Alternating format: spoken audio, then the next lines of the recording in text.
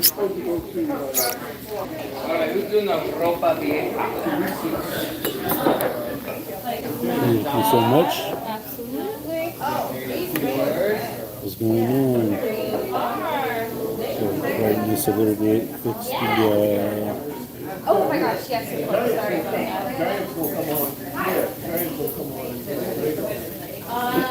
Yes. what's going on, Robert?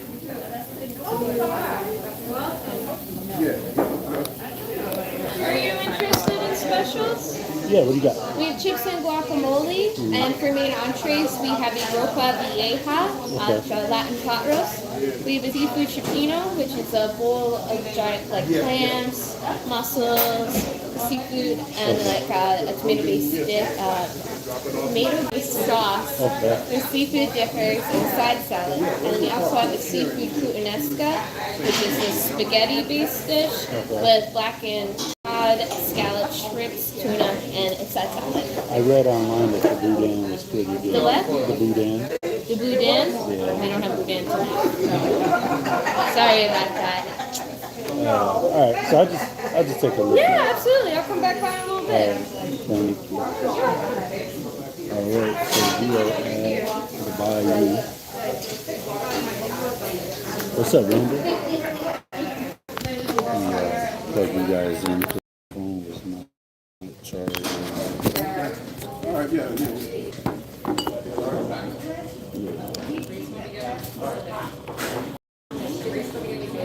Yeah, so we're at a barbecue and grill. We got Cajun, Creole, Tex-Mex, and barbecue. What's up, USA Horse? What's going on? Let's see. I'm gonna show you guys what the menu looks like. Smash that like button.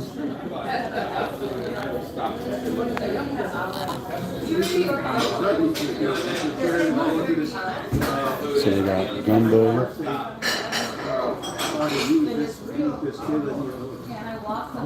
seafood, gumbo, quesadillas, sausage grill, hush puppies, house salad, Cajun crab cake.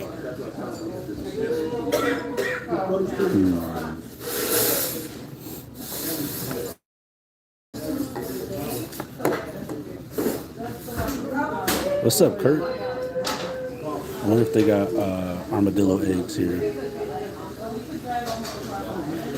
Thank you, USA Horse. I appreciate it.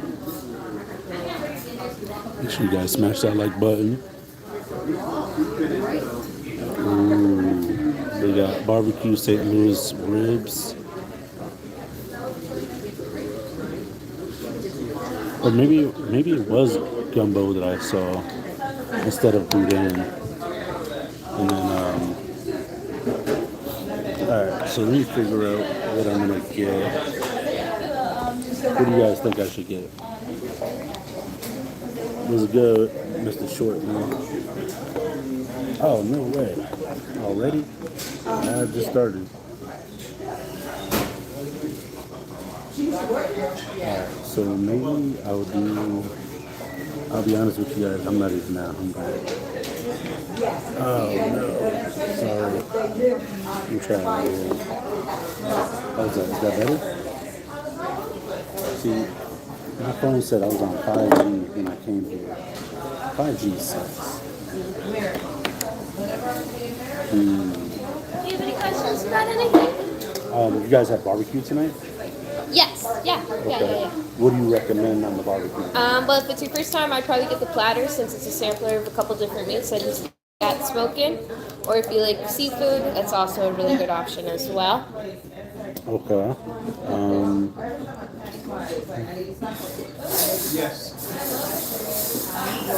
Yeah, I'll do that. Okay.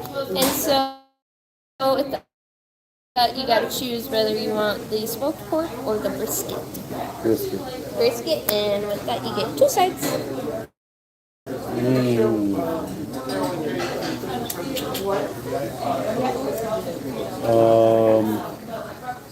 Any of these sides? Yes, sir.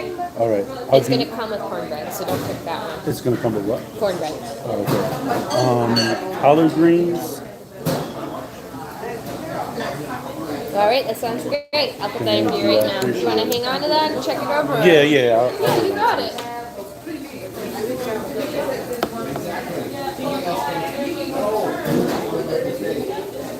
What's up, guys? Yeah, I didn't see any armadillo eggs on the menu. I was looking for them, man. How's the quality now? Is the quality still crap? I didn't get a try.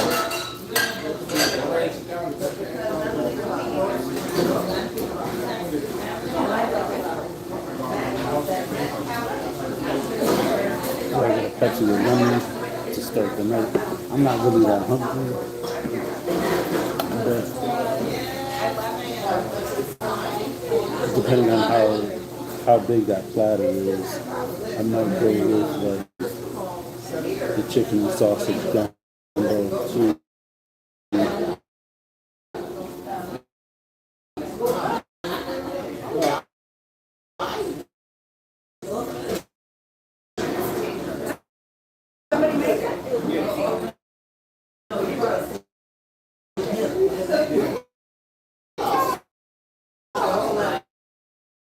That's good, guys.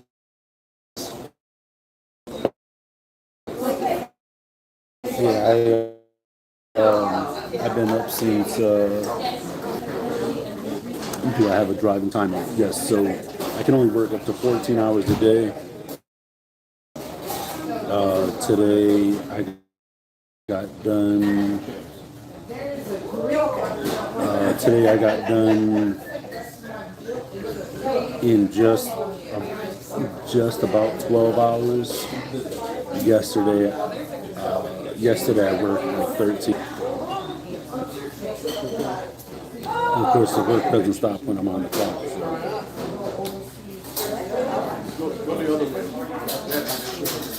So yeah, by the way, we got a letter from Toys for Tots that we're going to open today.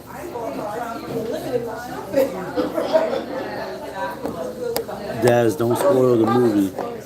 Don't spoil that movie. So,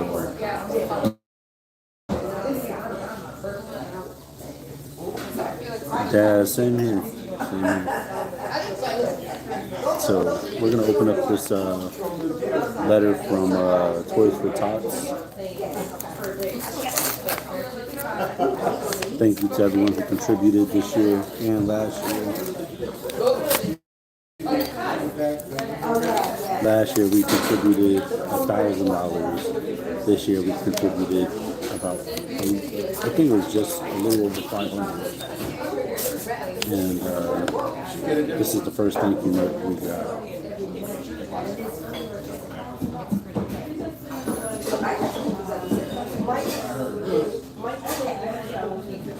Alright, so it reads, staff of delivery and transport services, thank you from the 12,368 children from the London and Wyndham counties that received your toys. Also from the families of the kids as they appreciate your kindness and generosity. Fondly, Toys for Tots.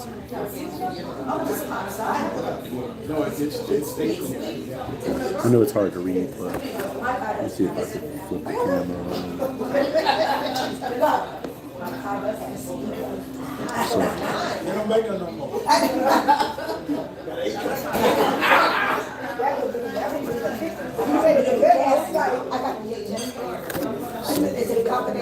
That's awesome. When I hang this up, I'll probably put it on the wall or something at home.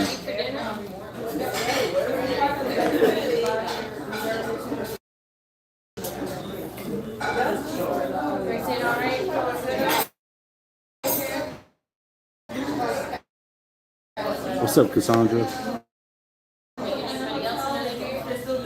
Yeah, so, excuse me, can I have Straw? A what? Straw? Straw. Yes. If it weren't for you guys, none of that would have been possible. Tapatio. Thank you so much. Absolutely. So I'm at a restaurant called Bayou. It's located in London, Connecticut. I was trying to take a good selfie outside, but the Bayou sign is so sun faded that it wasn't showing up on camera without my face in it.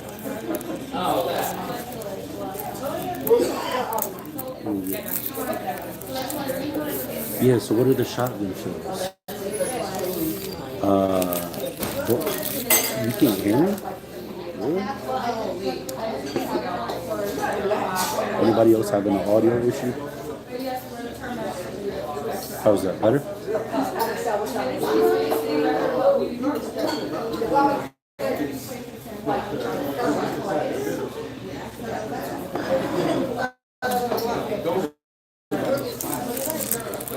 I didn't think there was going to be so many people here.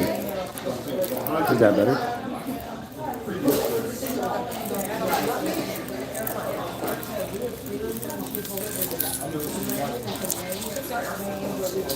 Yeah, so we're just waiting on food to come out.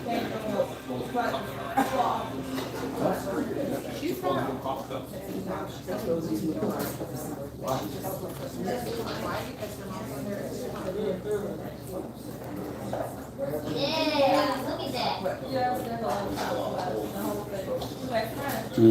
Got it. Yeah, so we just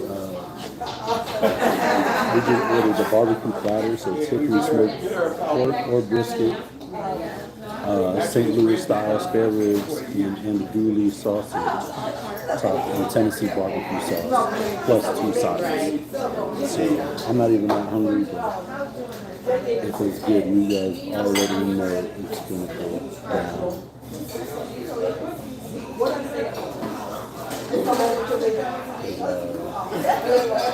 No, those trucks actually look pretty sick. The steamers, those trucks look pretty sick. So I ordered it with the collard greens and Creole string beans.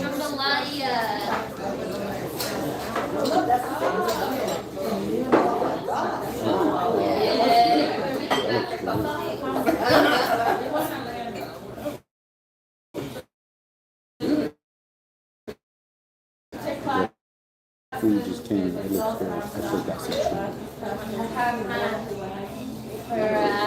have not seen yes, super dark. We'll have you just one second.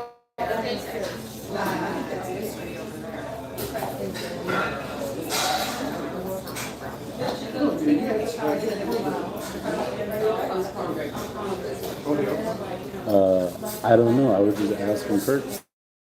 Same thing.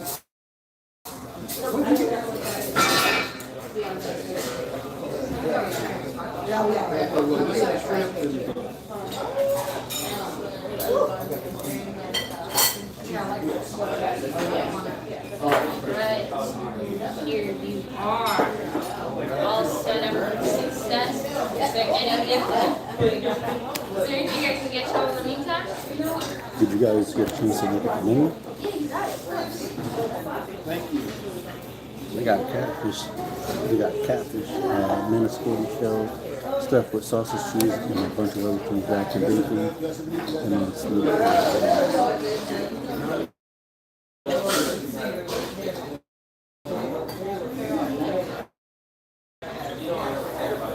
what kind of sausage, though?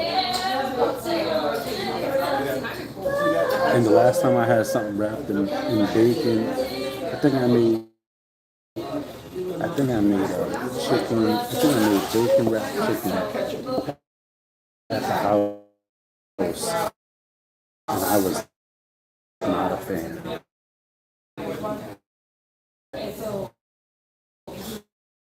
I like bacon and chicken separate, but together I was like, I'm all set.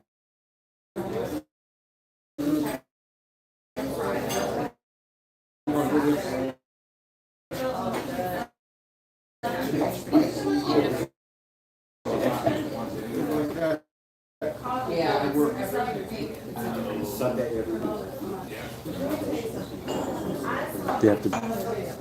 Yeah, I wasn't to begin with. So we tried the Wendy's chicken parm sandwich. It was really good. I just wish that they had like a little bit more marinara.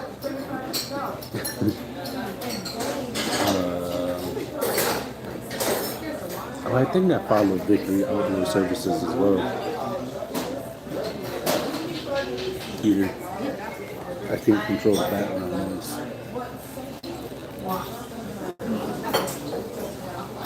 Right?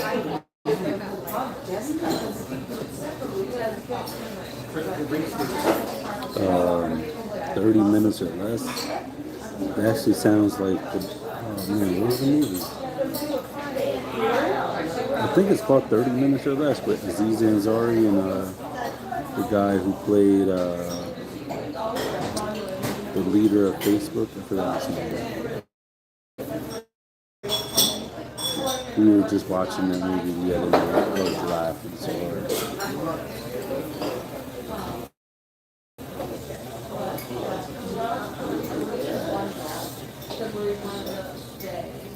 Yeah, I was thinking about getting my grill out, and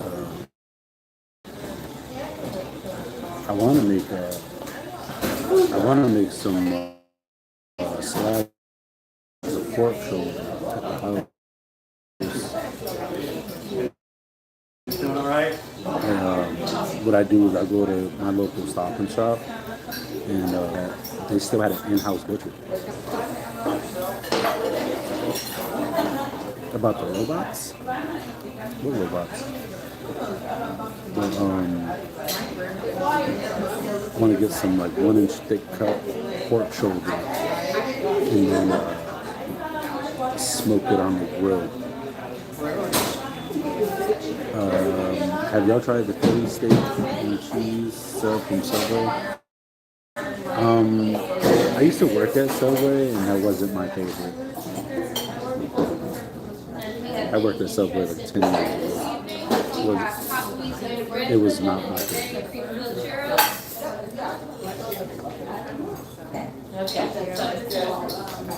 Venison, how are you making it? The last time I had venison, my cousin had it made in a stew, and then they put it over rice.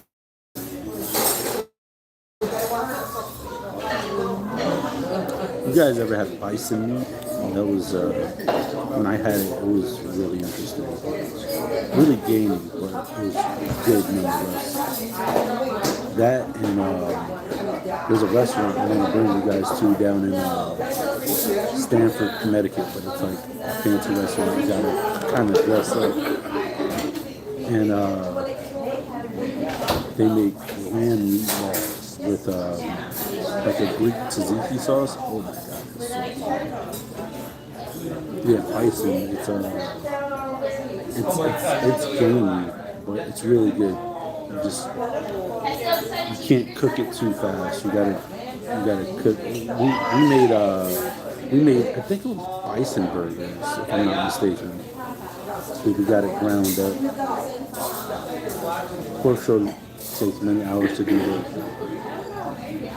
Yeah, yep. So when my mom makes pork shoulder, she makes the whole pork shoulder. So what she'll do is she'll put it, she'll marinate it for like 3, and depending on how much space she got in the fridge, but anywhere from like 3 to 5 days before she cooks it. And then when she cooks it for more than like 6 hours or something like that. And then she'll take the skin and then put it in the oven on broil to crisp up the skin. So it's like homemade pork rinds. Really? Peter.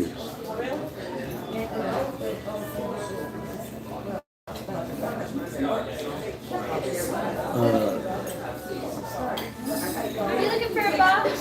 Got it. Alright, you over a bill as well? Your successor, you got it. Sounds great. Yeah, so my mom, she makes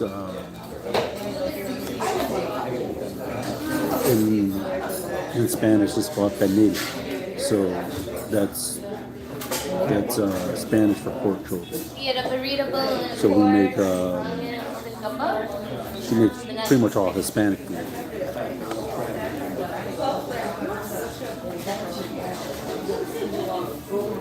Uh, Julie had the Wendy's chicken sandwich with me.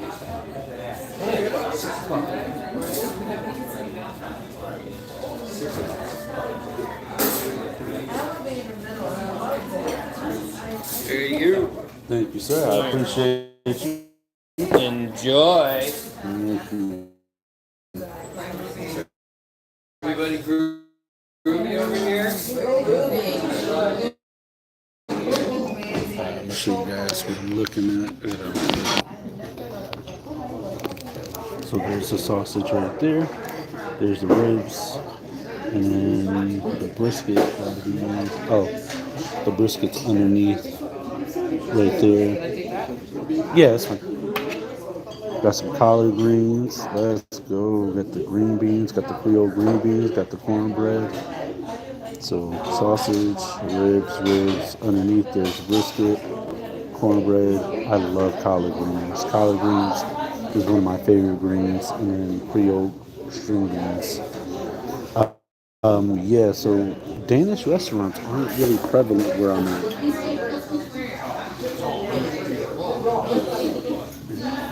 And cornbread's cold. I wish it was hot.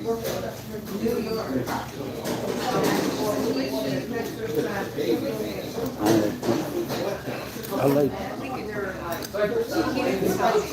warm and fresh cornbread.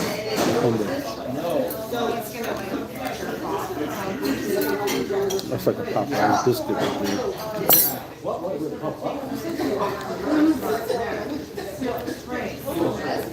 So we went with the greens first.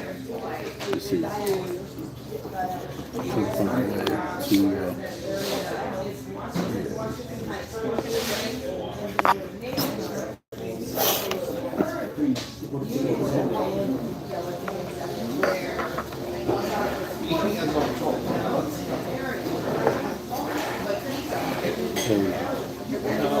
I love cabbage.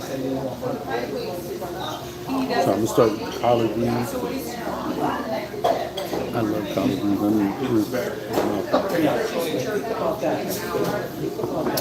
Collard greens, cabbage,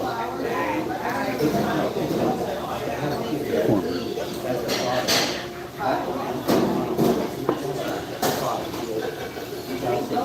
It's like stuck in the back of my throat.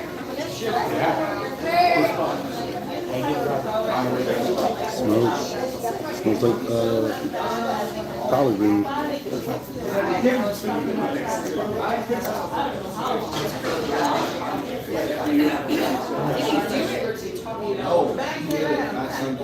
Really vinegary? No, I've never had liver. And it smells too much like iron and blood, so I don't know. Can't do it. All right, y'all. Thanks for coming in. I'll see you now. Of course.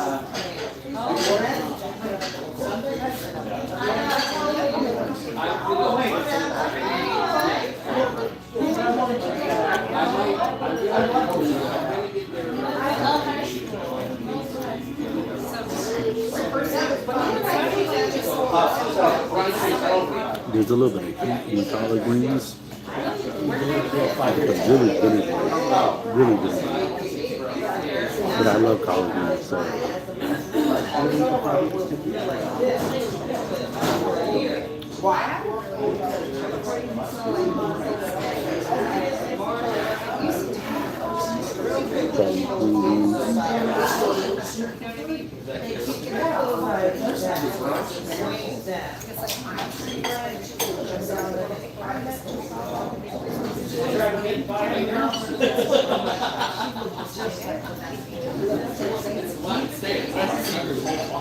These are fresh, but They don't really taste anything special. It just tastes like tomato sauce.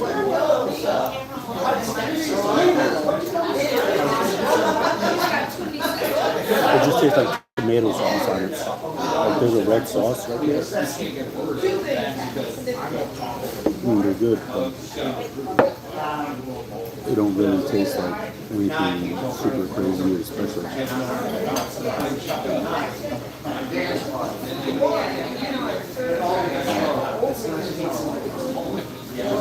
I'm gonna slam down these greens really quick,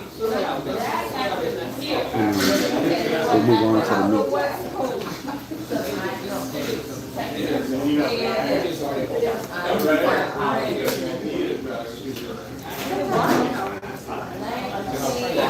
JB, I'm at a place called the Bayou.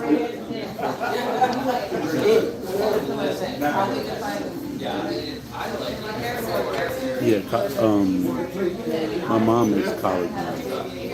My mom makes the best collard greens I've ever had.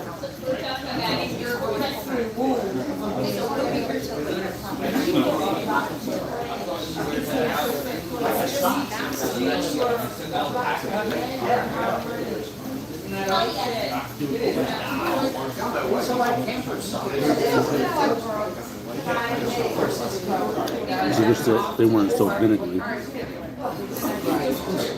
They're really like acidic.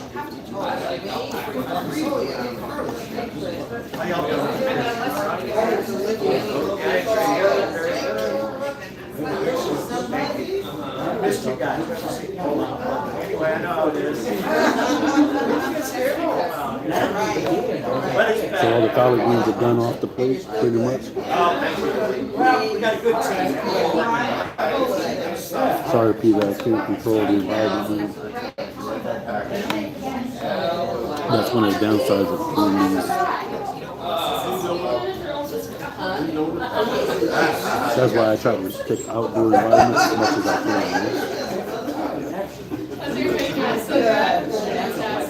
Just so you know, we do have dessert. We have hot Louisiana bread pudding with like a melted caramel on top. We also have 30 churros.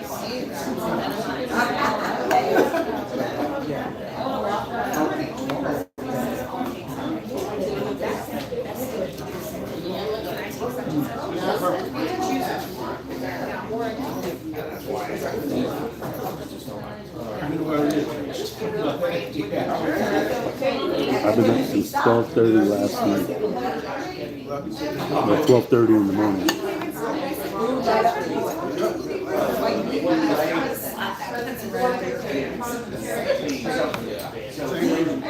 Oh, these are green beans.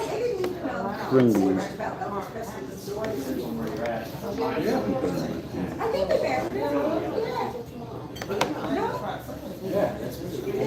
So I got ribs, sausage, and brisket.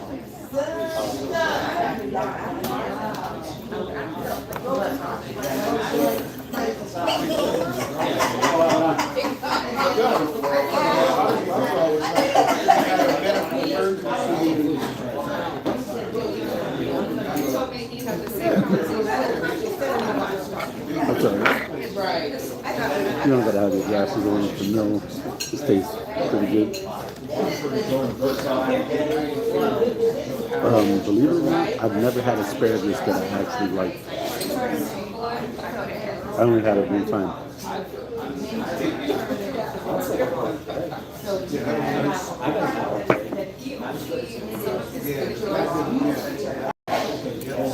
But that's like when I tried shrimp for the first time. I did not like it. But it wasn't until I went to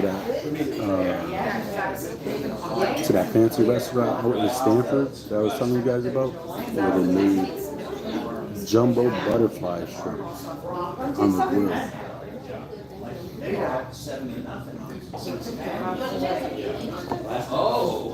And that's the thing. So like everybody's like, oh, this is, you gotta try this, you gotta try that. This is good, that's good. But then when I try it, it's always like, well, you must have had a bad batch or something, because it's really good.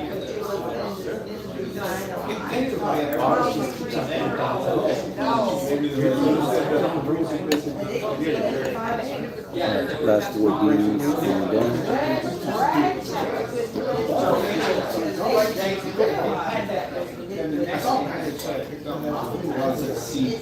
Honestly, next time I'll just get the string beans plain. Like,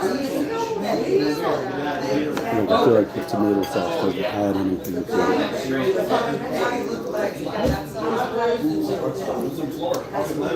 Really? Guys, come on. You gotta try it.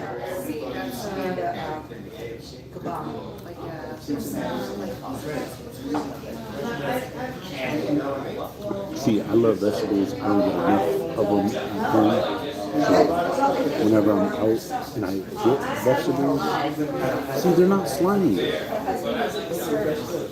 Shrimp is not slimy. You get it grilled and you put some lemon on it, it's really good.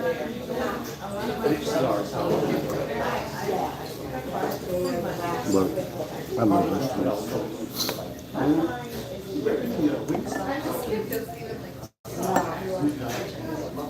There was one night I was super hungry and Julie made me this huge bowl of salad. Huge.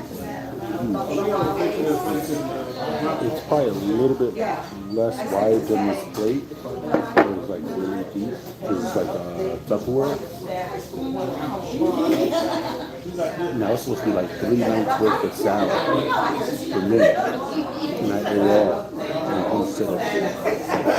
Plus I ate whatever she ate for dinner.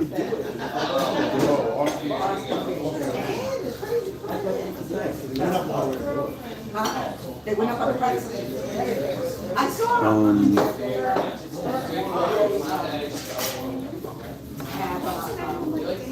yeah, you knew that was me. Thank you. I think I've only had lobster tail, and it wasn't the biggest thing. Yeah, I don't think the chicken. I remember you telling me. So now, this is the sausage. Hope you guys can see that.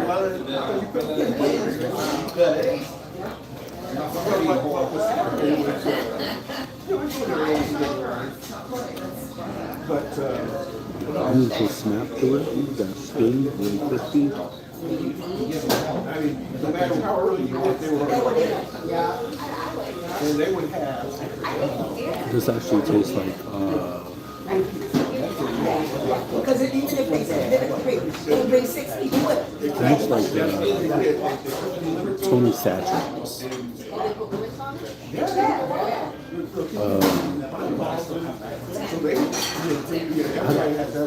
I don't think I have any food allergies.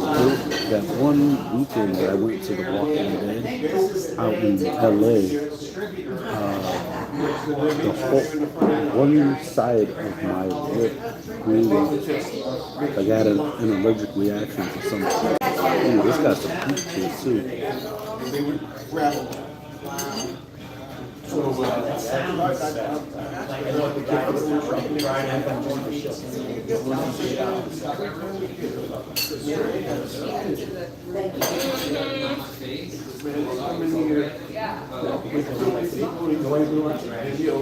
first one there, I think this is made with pork and chicken. they got enough. If you look, there's a different meat right there.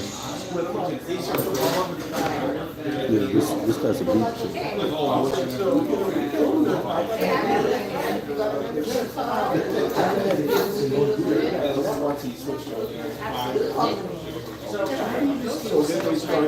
Yeah, this tastes like it's like Tony Satcheries or what they put in or on blackened chicken. I'm not mad at it. It's different. It's different.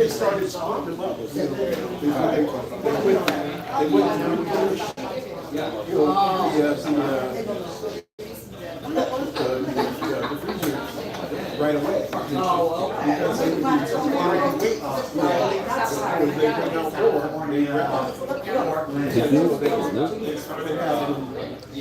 Wait a couple hours before they would bring up. Yeah, that's what Julia made last night. crazy. So now, only the cornbread and the ribs and the toasted are left.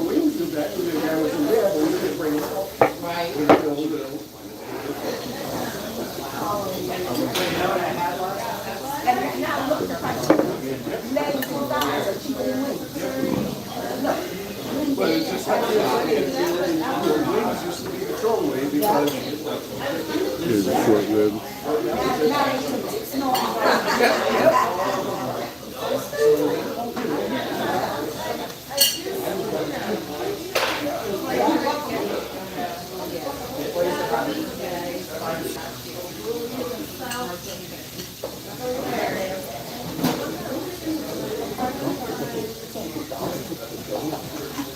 I still like the flavor of that sausage.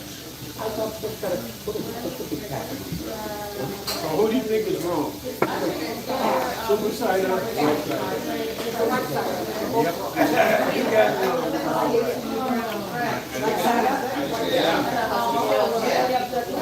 Learn to the wise. Eat the ribs and the brisket first before you eat that sausage, because you get a little bit of smoky flavor, but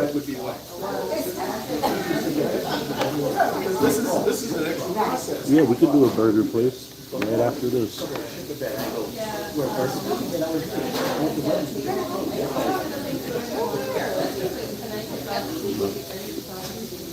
I'm not getting anything that stands out. So this is another piece of the short rib. Yeah, let's see how it really comes out. That's a bone right there. Yeah, we have way back burgers up here.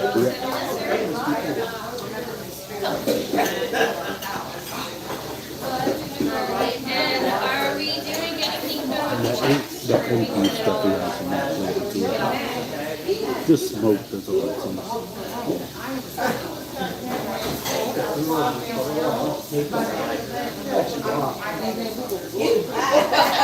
Start rubbing on the sauce, see what the sauce is like.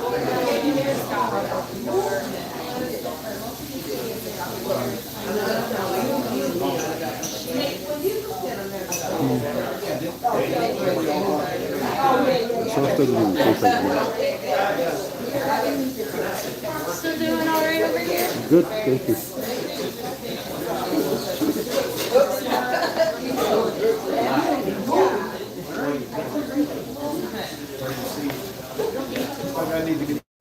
So there's a thank you. Yeah, I used to do it to feel it. My Marriott. There's a burger place in Westerly, Rhode Island that I want to go to. No idea what the name of the place is, but I'll look it up. If someone wants to do a quick Google search, the burger places in Westerly, Rhode Island. Put that on your phone and then shoot up with the Delta.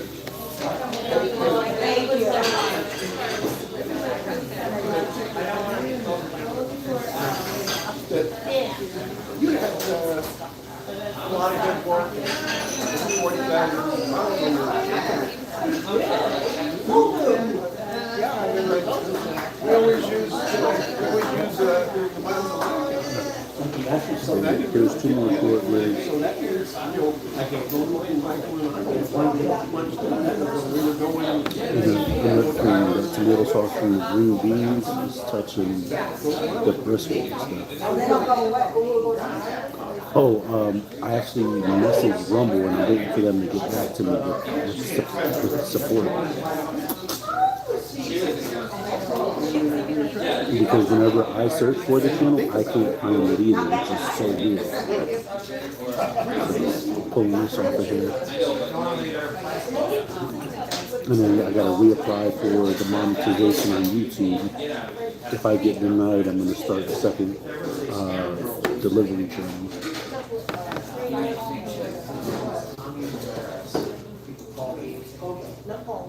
Yeah, I'm having issues with Rumble, and I sent them an email and I haven't heard back from them.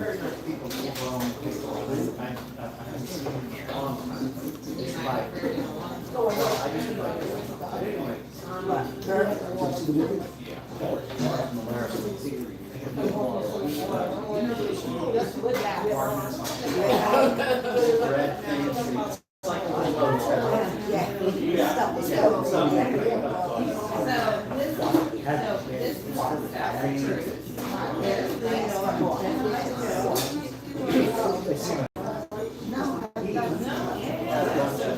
tell you all later. Alright, let's see how full we can meat throughout the bone. This side is meat. Right here is the bone. Ah, I gotta cut out my finger.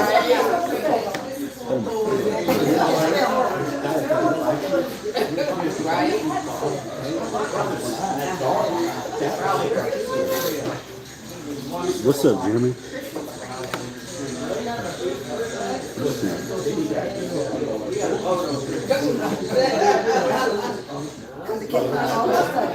I've seen better meat pulls off the ribs.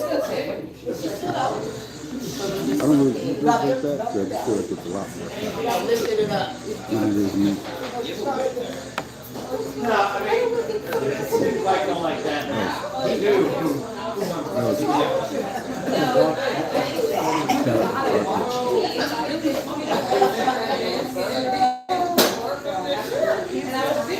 Oh, yeah, Rumble doesn't have, like, YouTube is way bigger than Rumble, I'll tell you that much, but we're already monetized on Rumble, but we haven't generated enough views to make money yet.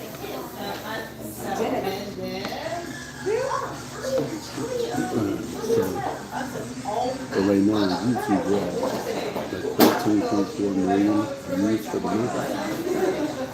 It's crazy.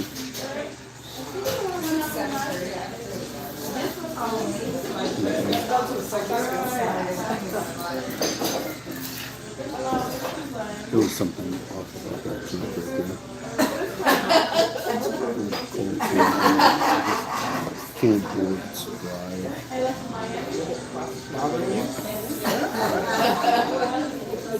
Try some of that brisket. So that's some good fat content.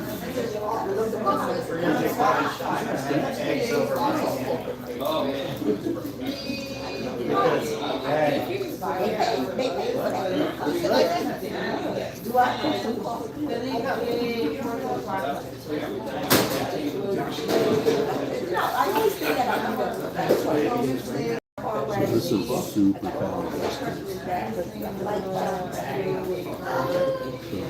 You can tell. That's a nugget of meat. So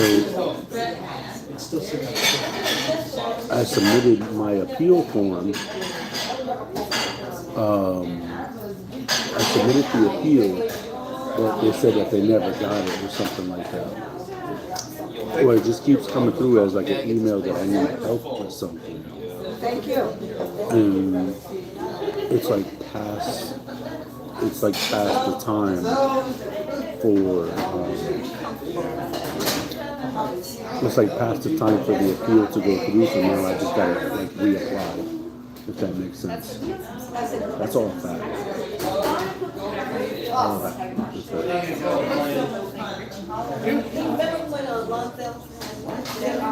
When it was small,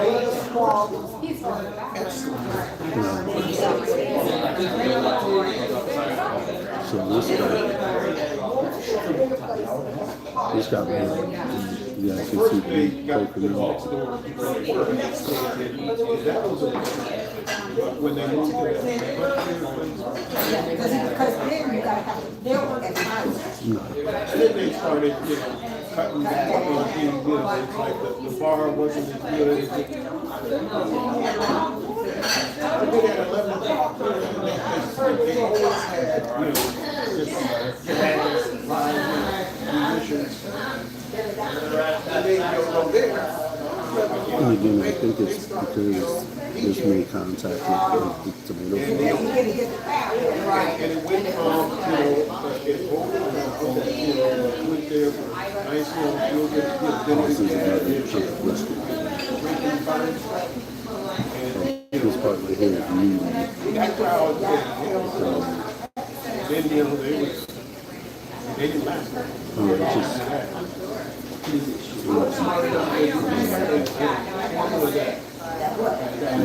that's meat. Okay, between there, that's all fat.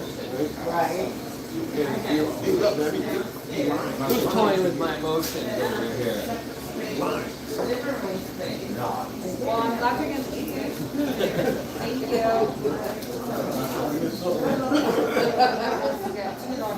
I just followed you all around. Right, and you put it down. The burp parts are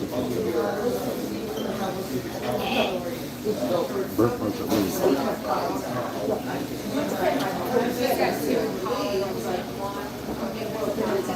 Yeah, what's up, N2?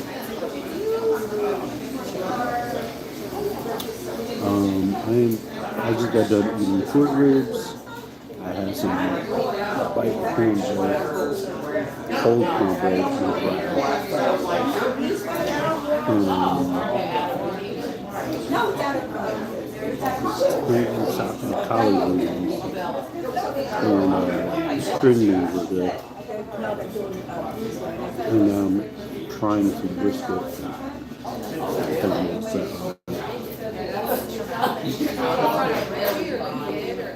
Hey, this one, that guy was all me. What's up, Tim?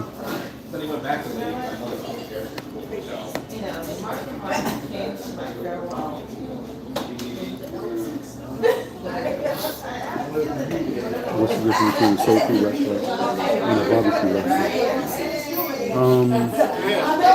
Everybody's going. You don't have to worry about who's Soul food isn't barbecue, not like that. Soul food would be like, you know, more at home cooking, you know? So,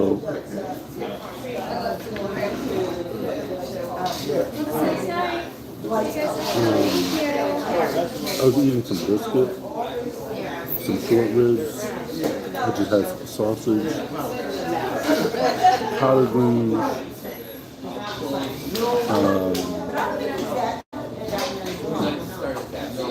come on, people, help me out here. What's up, Michael Stone? Yeah, so sausage, collard greens, green beans, brisket, and short ribs. Did I say cornbread already?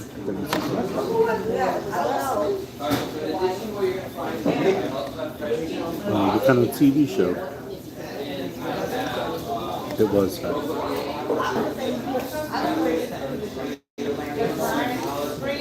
I like cornbread, but cornbread is I know it's cold. They could have won. Put a little butter on it. Maybe not.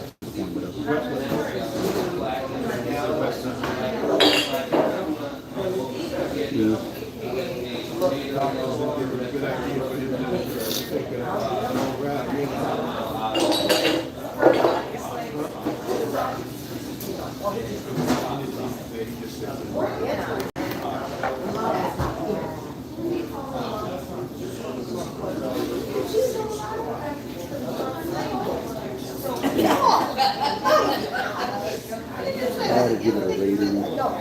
I'd say like a 3.5. Oh, they have plenty of reality trucking shows. It just depends on what you're into. So now they got like a new show that they're coming out with called Mud Logging or Mud Loggers or something like that. It's like a bunch of rigs going to pick up like logs in the forest and stuff. And all the trials and tribulations they got to go through to get the lumber out of there into the mills. It's crazy.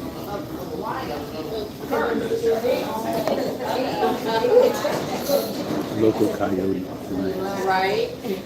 Kurt, I might, to be honest with you. Oh, and then they got rid of the blackened chicken sandwich at Popeyes. I was like, yo, you are gas.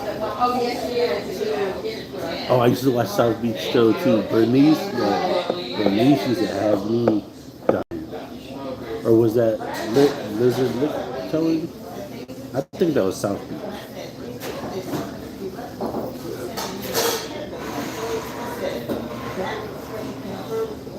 TV show Big Timber?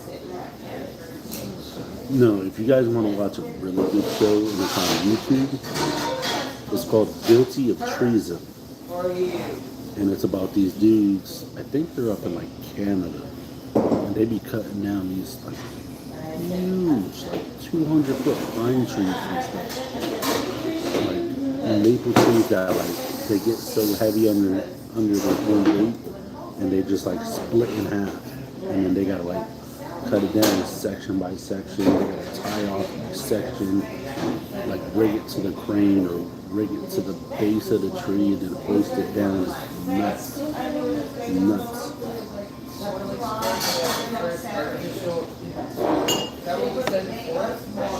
That's a really good show. And they're very informative. And they got a good sense of humor. I haven't watched it in a while. All I've been doing is work. Like I said, I've been up since 12:30 noon this morning. And I probably won't go to bed till around that time. Once I'm done with here with you guys, I'll probably go home and start editing again.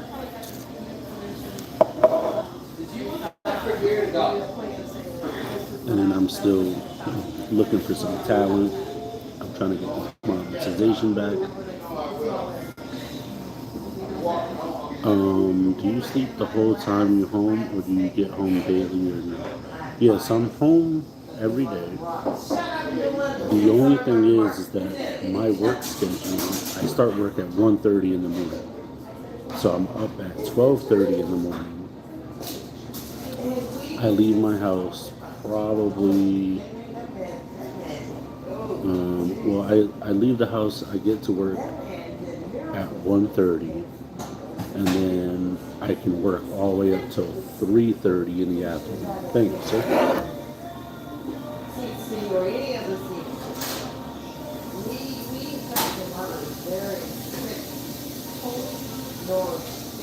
I have no, what time is it? It's 7:45 p.m.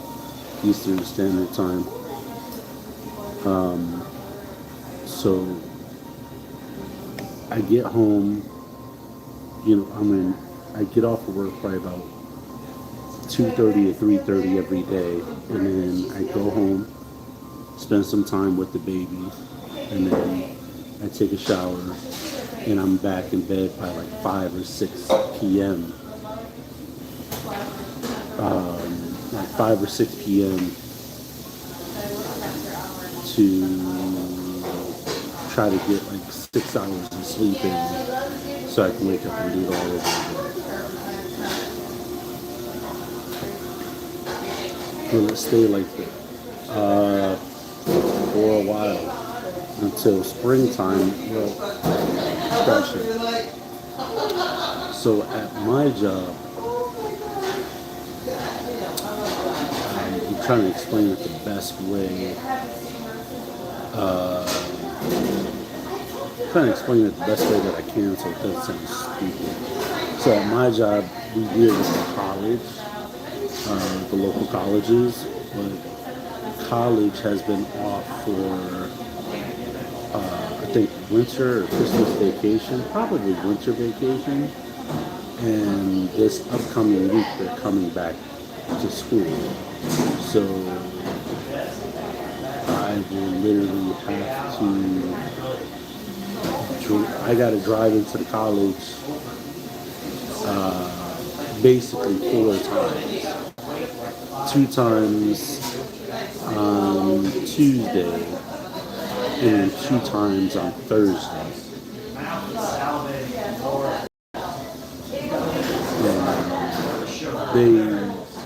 they go through a lot of stuff there. So we're always there. We're always doing stuff. So you are working many hours, please. Believe it or not, I'm working less hours.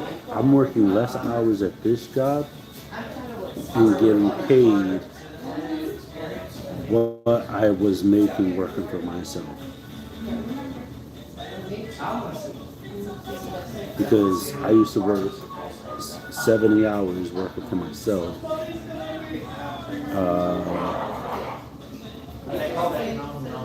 And I was barely able to make what I make now, working 60 hours. Give or take. The only thing is now with this job is that I get Saturday off if I want, or I can ask for extra work, or if they have a bunch of extra work, they'll call me and ask me if I want to work, and then I get Sunday off. So, what? Oh yeah, that's right. Yeah, you were telling me. My favorite dude on there was Bobby. Bobby was hilarious. Thank you, sir. Yeah, I'll just give you my card now.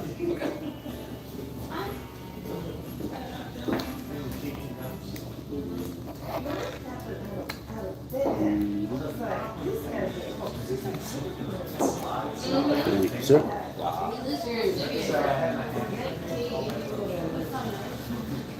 Yeah, so I'm home every day.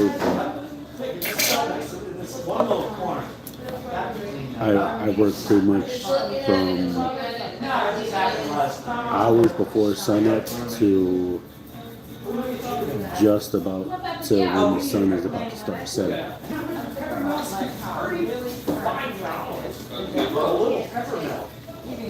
Thank you, sir. Appreciate that.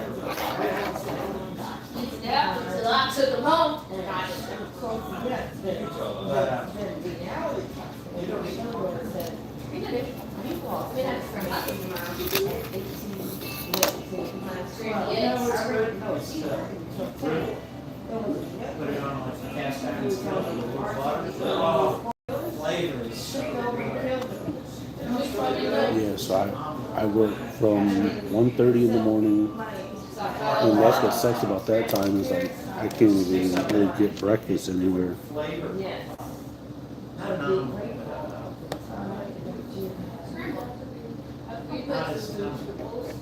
You want to bake? You want it to bake like you want it to bake and accept those flavors. It scrambles fast, and I like soft drink. You know, like, not wet, but I'm like I remember the first. I think it's versus being able. Yeah, I was hungry before I got here, and I started getting hungry. And I feel like I can still eat. Build it. like take the olive oil, and then you put it on the thing and roast it. And then you just Pull that out. Yeah. So, Pull that out. I try to give this food like a 3 out of 10. Pour off the oil, you get garlic. Sucks to say. And then if you say to everyone in the house, if anyone wants. My favorite part were just the green beans. Oh yeah, 37 hours. What's a good salary? Do I ever get burnt out? Let me pack it up really quick, and then we'll talk about it in the car. Give me 1 second. and then pour in all the frittata mix, and so it has potato crust.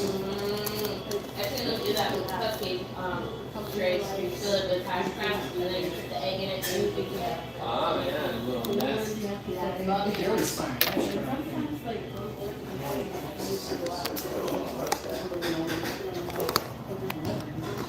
Thank you. Thank you. Have a good night. All right. So, to answer that question honestly,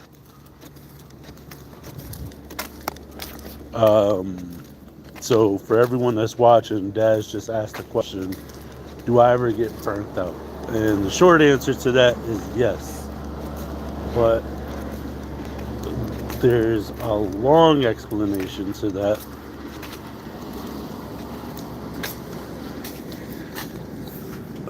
Yeah, bye you. That's an okay name for sure. So, yes, short answer is, do I ever get burnt out? Yes. Long answer to that is that there's a lot more to it than what meets the eye. And I could go into depth. I can go like deep into depth with you guys on that. We'll just get you guys set up here in the car.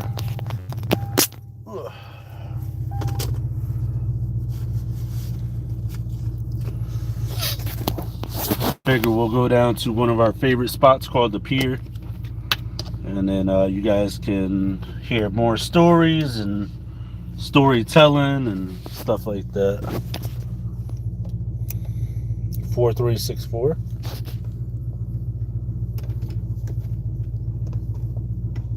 What's 4364? That's how much you guys get paid a week? And I don't know what that would translate to in American dollars, but 4,300 a week, that's pretty good for a 37-hour week. Oh.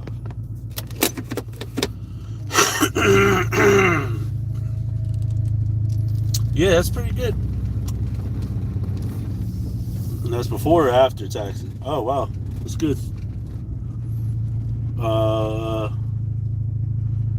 Yeah, which Michael Stone asked which job.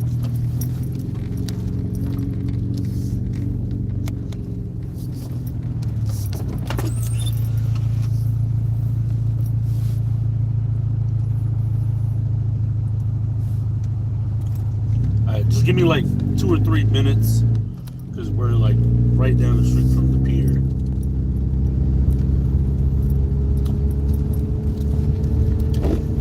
Daz, I'll answer your question if you want the long form answer to that. Because I actually had a fan reach out to me via text to ask me a bunch of questions, and he wanted to know if I was real. And I was like, yeah, what you see on YouTube is what you get, man. Like, exactly how you see me on here is exactly how I'm in real life.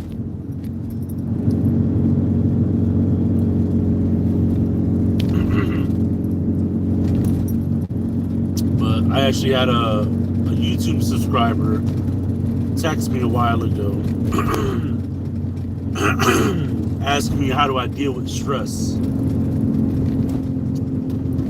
And this is part of how even though I am burnt out, the answer to how do I keep from completely burning out, it kind of lies in this answer that I'm about to tell you.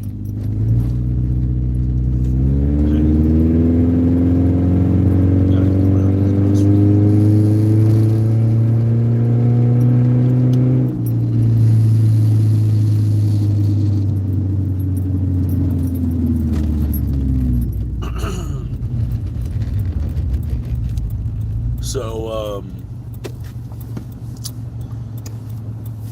he asked me how do I keep from getting stressed out, and my answer to that is take on your issues in the smallest increments that you can. So what I mean by that is, and I've explained this before, take it a second at a time, a minute at a time, 10 minutes at a time, 5 minutes at a time, an hour at a time, a day at a time, whatever the smallest increments you can possibly manage to think about. Because part of the issue is with everyone, and that's not, there's no gender in particular, But people have a really bad tendency to overthink things. And sometimes what you need to do instead of overthinking them is take a step out of your own shoes and look at it from the vantage point of an outsider looking in. And that's basically how that's one of the ways I keep from getting like officially burnt out. But in case you guys never heard the there's like an old saying, I don't know exactly how it goes, but it's something along the lines of a candle burns brighter when the wick is burning at both ends. But what happens when the wick is burning at both ends of a candle? Yeah, that light is brighter, but you're burning it at both ends of the candle. And I've been burning at both ends of the candle for a while. You guys like it better with one light or two lights on? I don't have my ring light with me today.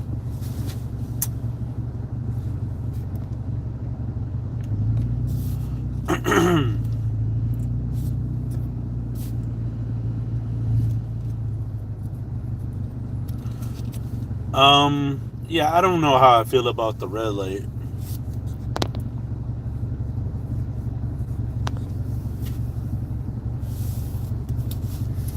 I should have grabbed something to drink. I have nothing to drink in here. But, so, to answer the question, hey, Daz, are you still in here?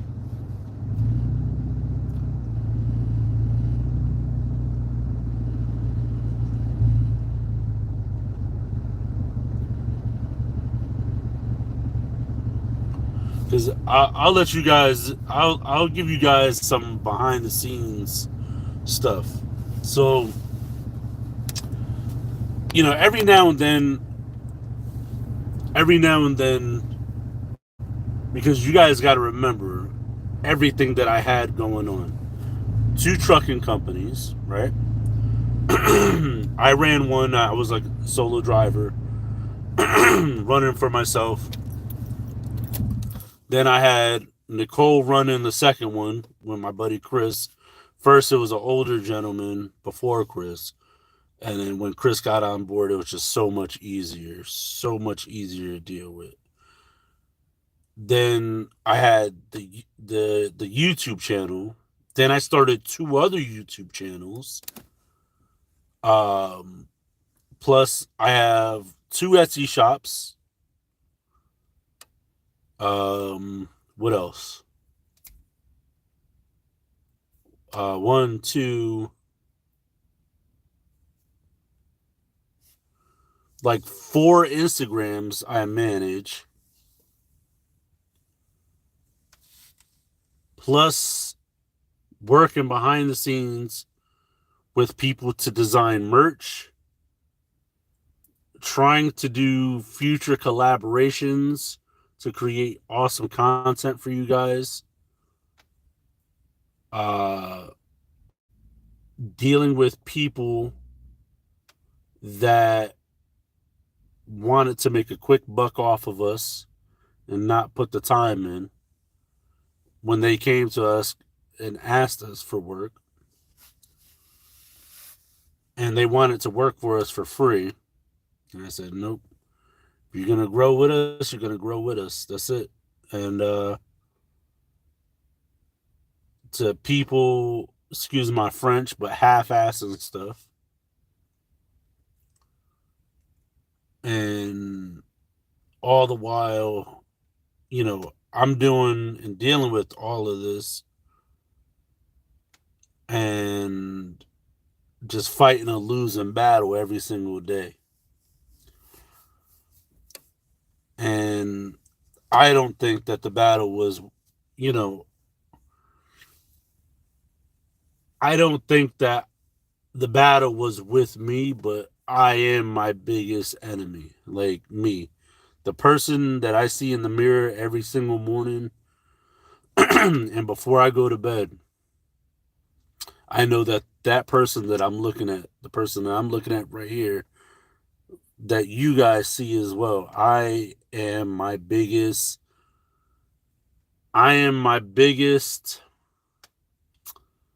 enemy. I am my greatest accomplishment. But somewhere in between there, I have to find a balance. And that's where the creative projects come in. So when everything started to hit the fan behind the scenes, and nobody knew except for the people on my team, because some of those people were part of my team, and part of those, some of the fallout that we had was within my team. And there were people on my team that was just trying to catch an easy ride. And I'm like, you know, I may pave the road, but you still got to drive on it. And they wanted to be pushed along or scooted along. Like, nah. So what happened? I just started getting rid of people. Like, if you're not gonna pull your own weight, then I don't need you. And all this stuff was happening behind the scenes. um, but also what kept me going, right? And I'll let you guys in on something. And I don't think I've ever really publicly shared it. So, um, when I say take a step out of your own shoes, like whenever take the problem in the smallest increments that you can, right? But then also at the same time try to take a step out of your own shoes to look at the problem. But then also when you have hardworking people that you know of, like I'll give you the perfect example. My cousin, she makes TikTok videos. Now, because of the sensitivity of the viewers on TikTok, she has gotten banned and stuff like that. So I've been telling her for a while to start putting content up on YouTube. But the thing is that she became so, like, she was getting paid off of TikTok. Don't get me wrong. But once people started reporting her page and she had haters started reporting her, like they froze all her funds. Froze it all. Took it all away. Froze it. And she tried appealing to no avail, right? And the thing was she used to do Zoom calls, and people used to pay to be in the Zoom call with her just to spend time with her. And I said, you know what? That could be like your own little podcast. Just save that Zoom meeting and you could create your little highlight clips or whatever and start putting it up on YouTube in full episodes. And that way, you could link your YouTube to that and then, to your TikTok, and then that way you could start making money. But there was 50 Cent the rapper had said something one day. And between that motivational quote and something that Steve Harvey, I don't agree with everything that Steve Harvey says, but there was something that he said that was super, it got drilled into my brain every day.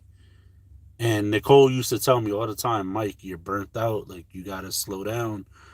Like, you're overworking yourself. You're doing too much. And I'm like, I get it. But once I stop, like, it's like my old boss used to tell me, just keep swimming. Like, if you stop swimming, you take on water. Like, just keep swimming. That's it. Just you're either gonna sink or you're gonna swim. What are you gonna do? Are you gonna sink or are you gonna swim? Because the moment you stop swimming is the moment you start sinking. So just keep swimming. That's it. Just keep swimming. Like Nemo, like Dory. Just keep swimming. Just keep swimming.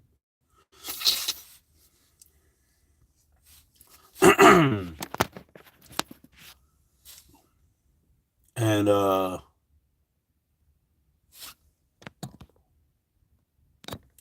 yeah, you're right about that. So I'll share with you guys a motivational quote that 50 Cent the rapper has said, right? Now, I've never publicly disclosed how much money YouTube, like my company, has made off of YouTube, and I'm sure there's a website or something you guys can probably find out. But I'll never publicly disclose that. But let's just say it was enough money to keep my trucking company afloat. But here's the thing. So 50 Cent the rapper has said when people always ask him when he was on his show called Power, people didn't understand how he killed himself off of his own show. And he said, see, that's what people don't understand, is like people always ask him, like, bro, how you go and kill yourself off of your own show? And he said, because once I was in the show and the show started making money, I didn't need to be a part of the show. The show was already took off the ground, and the show was on automatic pilot. He said when he was rapping and doing concerts and shows, if he wasn't doing a concert or a show, he wasn't making any money. But his show Power is now on, like, the show already took off the ground, and it's on automatic pilot. So that's how he said, you're not making money until you're making money while you're sleeping. And that's one quote that like drilled right into my head. So to answer your question, like, do I ever get burnt out? Yes. But am I ever making money until I'm making money when I'm sleeping? Nope. So that's why I just keep swimming. I just keep on keeping on. And the thing is, every single time I either lost a contract or, something happened with the trucking industry where I couldn't maintain to stay afloat, not once was I ever like, yeah, there's always a worry about where the next dollar is going to come from. Always. Even with people who have like regular jobs, you always want to know where that next dollar is coming from. But for me personally, outside of my business, it is not like the money that I make at my company, my business. It's not enough. See, and this is some more behind the scenes stuff that you guys probably never knew. I have always paid myself humbly. Always. I've always stayed low because I knew that in the matter of a second, it could all be taken away from me. And because instead of taking the money from YouTube, right? So my accountant, shout out to my accountant, really good dude. When he saw the money coming in from YouTube, he was like, oh, wow, that's got to be all profit, right? I was like, profit? what are you talking about, profit? And he was just like, oh, like all that YouTube money, it's got to be all profit. And I said, how do you figure? And he was just like, well, like, you don't, besides like the trucking industry, you really don't have any expenses for YouTube. And I'm like, now, Alan is old school. My accountant, he's old school. And I said, Alan, let me explain something to you. This is some more stuff behind the scenes you guys didn't know. Uh, see,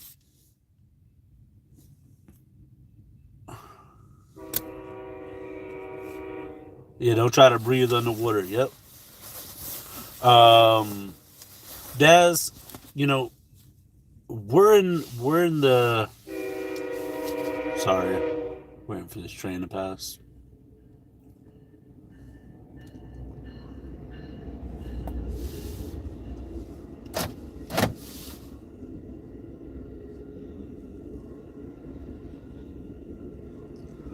So we're in the day and age of technology and sharing information.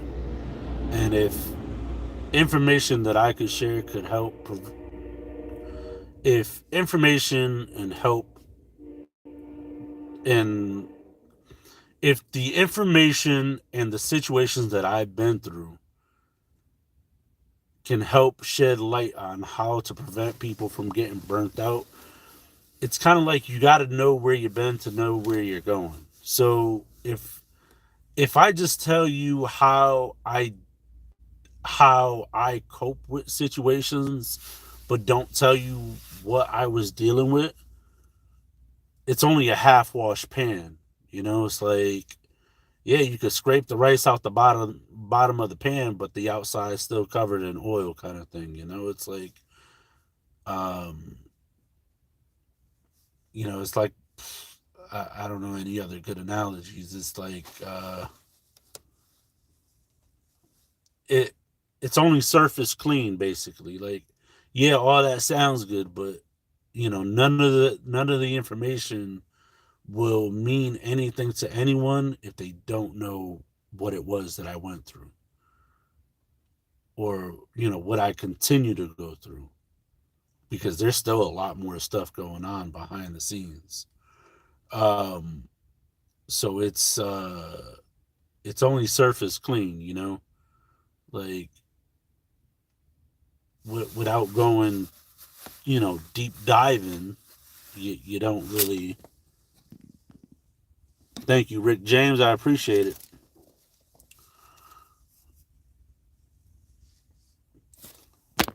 Hey, Michael Stone, send us an email, and I'll do everything in my power to help you get started. And that's another thing too. So it's like, I get fans that reach out to me. They'll call me, they'll text me, they'll email me, they'll hit me up on Instagram, and they'll just ask for advice. And at no point do I ever want anything in return except for you to be successful, because your success is my success. Just don't forget about me when I need a favor. That's all. That's all. Like, I will literally lose sleep to help people do what they want to do. See, my day job, my 14-hour a day job, I know that's not it for me. Like, I know it's not. Like, I absolutely know it's not it for me.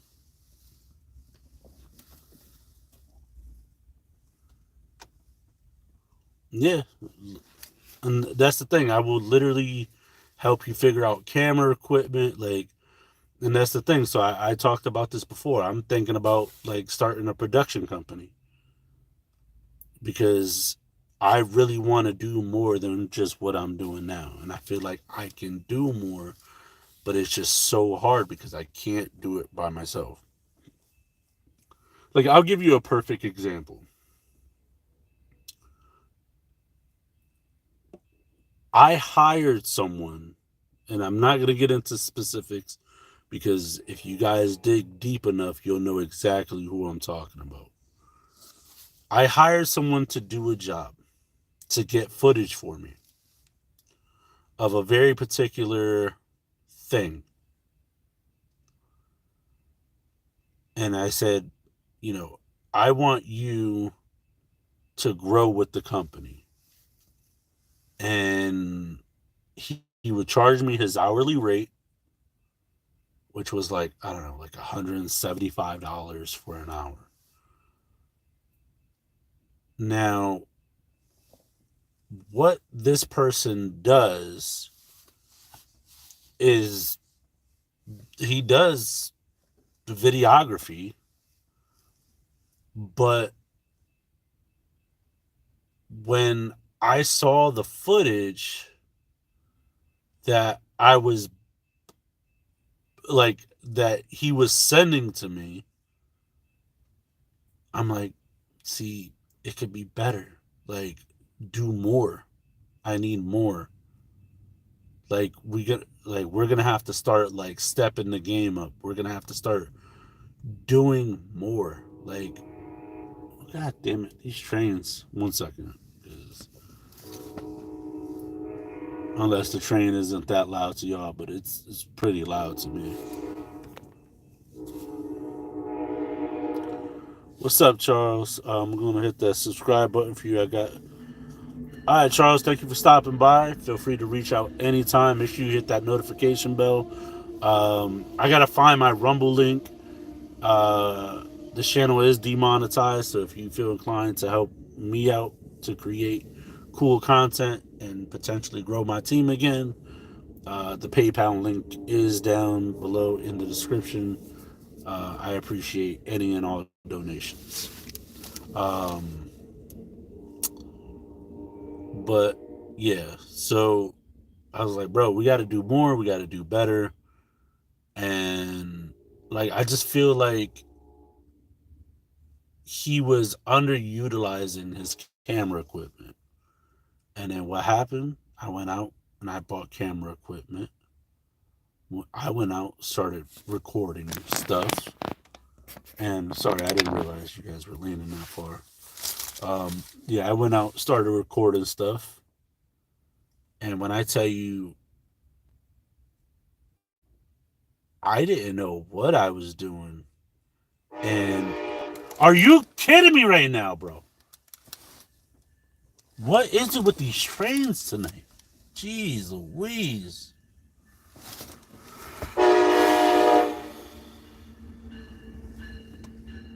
Sorry.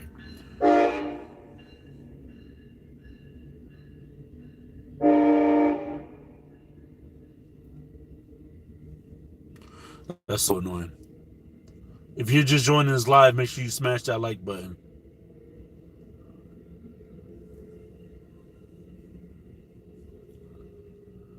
But I will say this. So I did not know what I was doing when I started doing videos. Some people had commented, was like, hey, you need to try 16:9 aspect ratio. I was like, I don't know what an aspect ratio is, but I'll try it. Sure enough, the picture filled up the entire screen instead of having, the black bars on the side, and then I realized with my GoPro, I wasn't even recording in 4K at first. I was only recording in 1080p. And then, it was still okay, but it wasn't 4K, Editing is a lot easier than you think. It's just time consuming, especially when you're trying to get creative. I actually have a video that I showed you guys start to finish. There was a time, I think I was in Vermont. Where was I? Vermont or New Hampshire?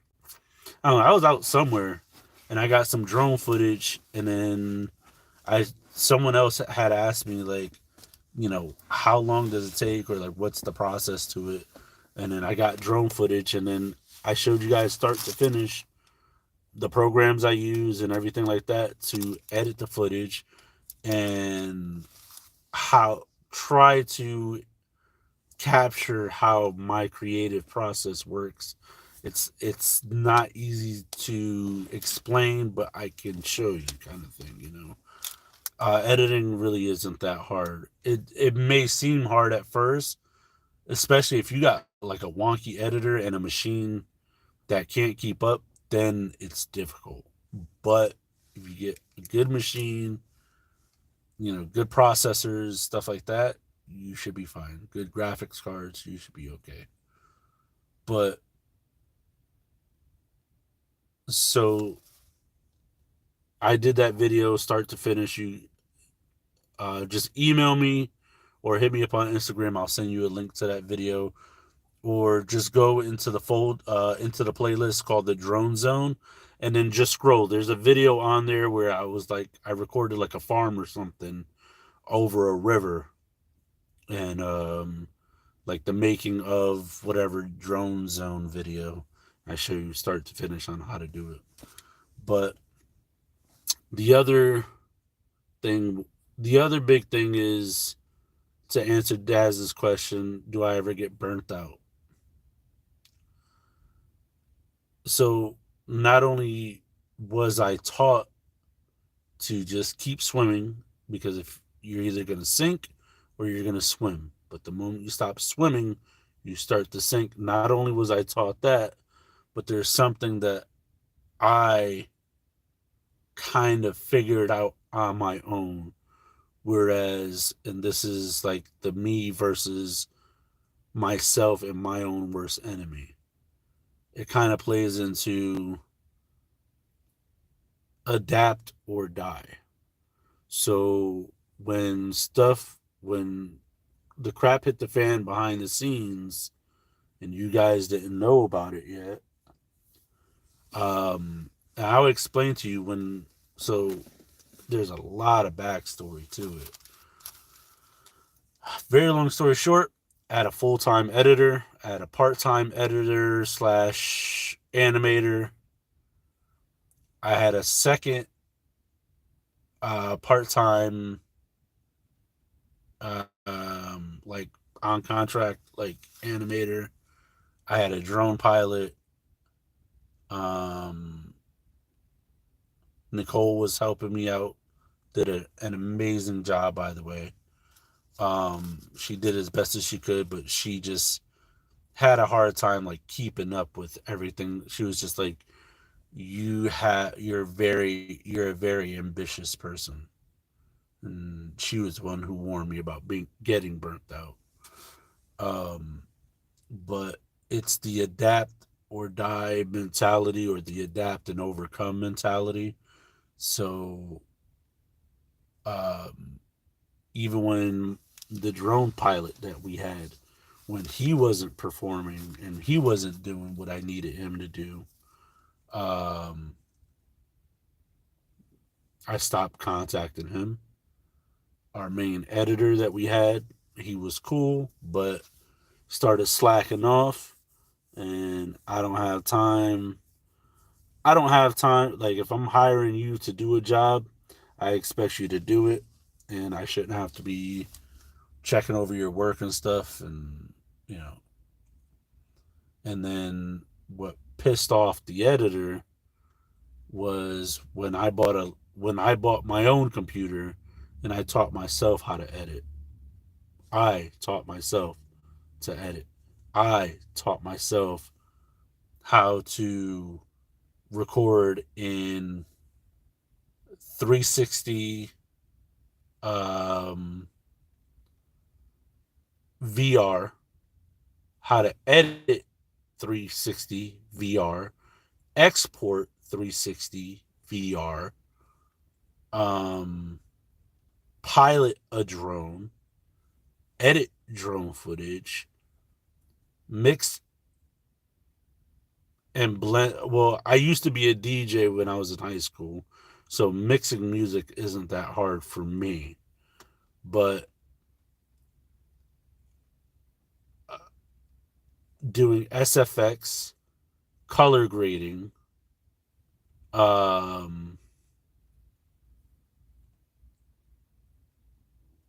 became all of that for the channel. So whereas, and I was still coming up with concepts for merch and going out and trying to make connections, which I've said this before.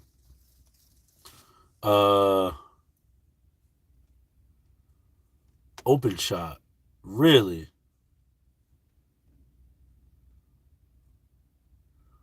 Dang, yep.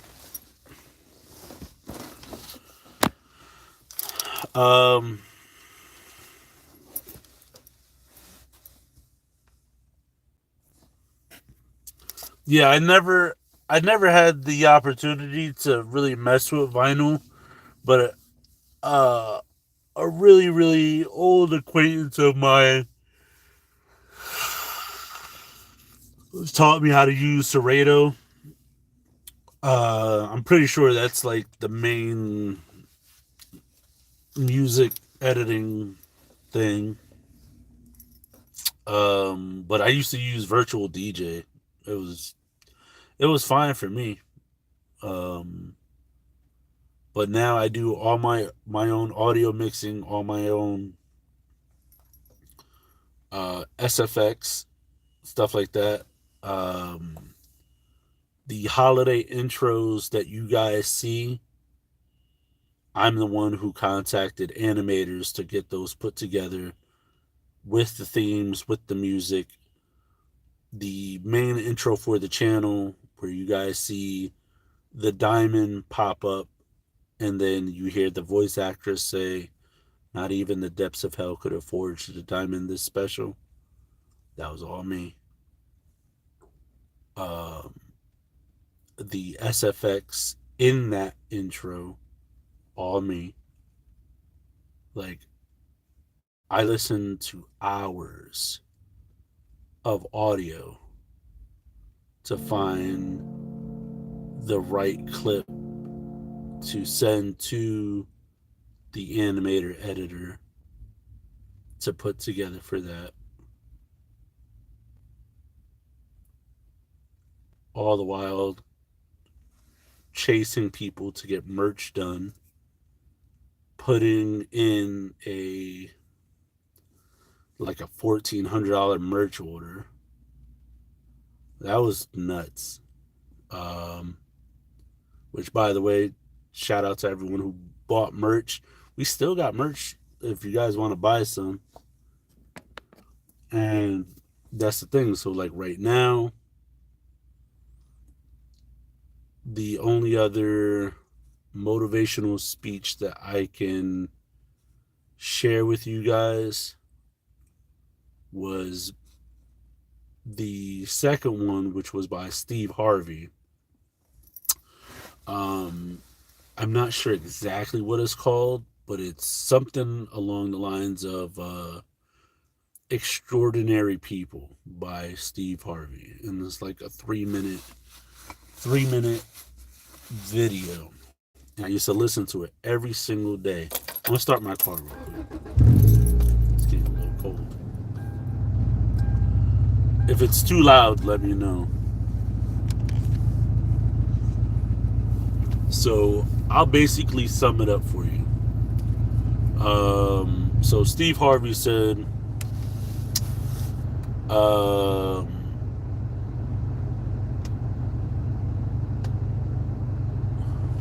Steve Harvey more or less said, if you want to be successful and you want to make money, you know, and you want to be extraordinary, you're going to have to learn to put extra on top of ordinary. Now, if you're just trying to be a regular person, you know, that's fine. There's some wonderful ordinary people out there, but if you want to be extraordinary, you're going to have to learn to put extra on top of ordinary. He said, you know, rich people don't sleep 8 hours a day. There's nothing but 24 hours in a day. That's a third of your life gone while you're asleep.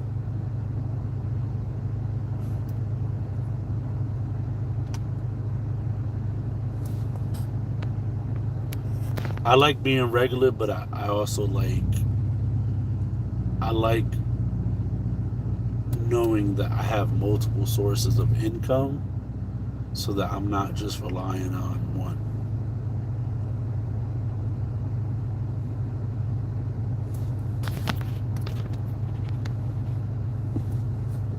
Yep.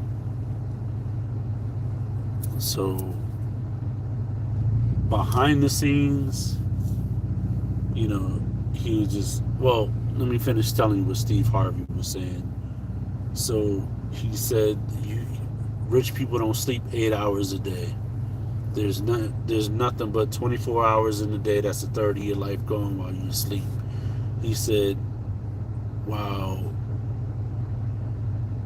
you're getting your 8 hours of sleep, the stock market's already been open 2 hours, and they already making decisions about your life while you were asleep.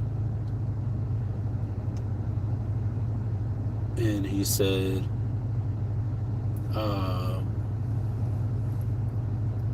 he said a Bible verse.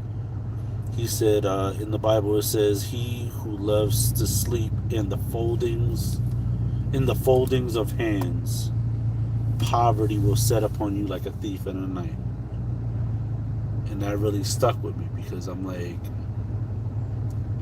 it's not that I'm being lazy. I feel like I'm being over ambitious, but at the same time, you're not making money until you're making money while you sleep, right?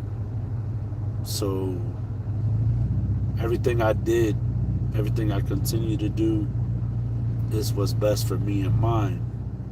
But at the same time, I've always lived humbly, because, again, at a moment's notice, it can all be gone just like that. And that's why I stay low. That's why I stay humble. That's why I never splurge. All these modifications I made to my Subaru, including braking stuff on it, was all done before I even did my business, before I started my company, pretty much. So the money that I was making working for someone else when I first started doing this job, to when I was making money off of my trucking company and YouTube, I still paid myself the same.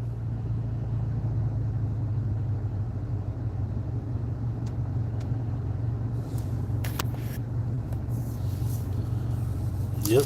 A wise man once told me, if you find something that you genuinely love and you can find a way to make money at it, you'll never work another day in your life. But then the same wise man once told me that the lazy man works twice as hard. And I asked him to elaborate. What does that mean? He said, for instance, you take a piece of paper, you crumble it up, right? You go to make a basket, so you go to throw it into the basket, and you miss. He said that time, energy, and concentration you just put into that ball, that paper ball, to shoot it across a room just to miss, when you could have just got up, saved the time, the energy, and the concentration or focus, and exerted that into something else while you were walking up there to go pick it up and just throw it out in the first place.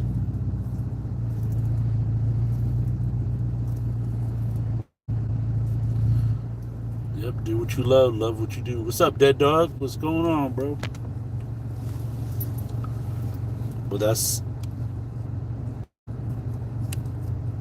and then also one of my favorite rappers, it's gonna sound so cringe right now, but Young M.A. If you guys never heard of her, I suggest you go look her up. She's not for everybody, but she's really vulgar, but she says a lot of true stuff. Like, it's not even funny.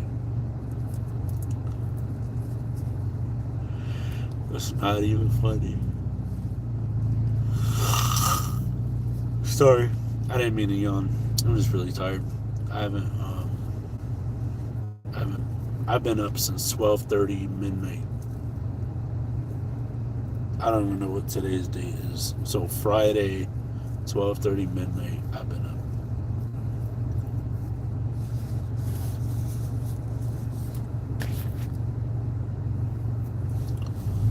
Yep, but that's why I'm still chasing the dream, because the night that I found out that I was going out of business and I was on live and I cried my eyes out because I just couldn't believe it all, where it's just like I put all of my time, money, energy, all my love into this just for it to be stripped away from me. And then in some ways I felt like a failure, but in other ways I knew that it wasn't my fault. Like, again, that's me looking in the mirror and knowing that I am my own worst enemy, because there's no one on this planet that knows you better than you, and you can believe that.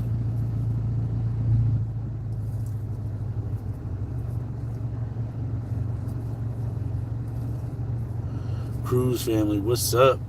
You started Home Depot with the Moffat. Congratulations. What's my real dream?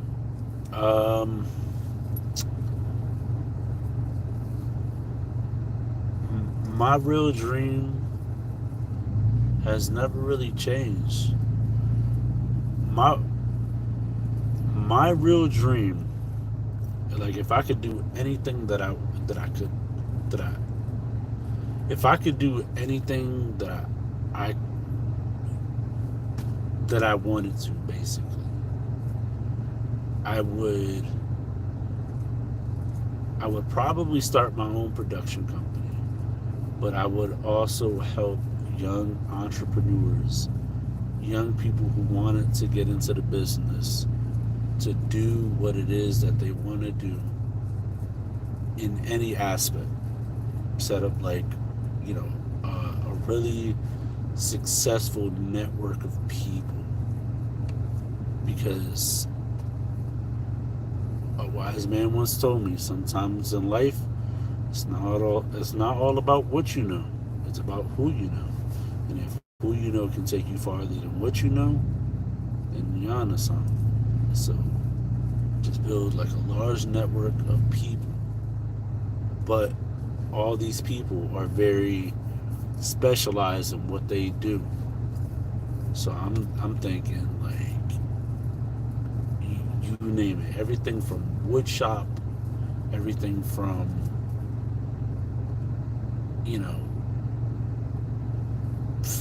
editing, drone piloting, to aviation, to whatever is their forte, and just inspire a bunch of young people and kids to chase their dreams. Because I've said it before and I'll say it again.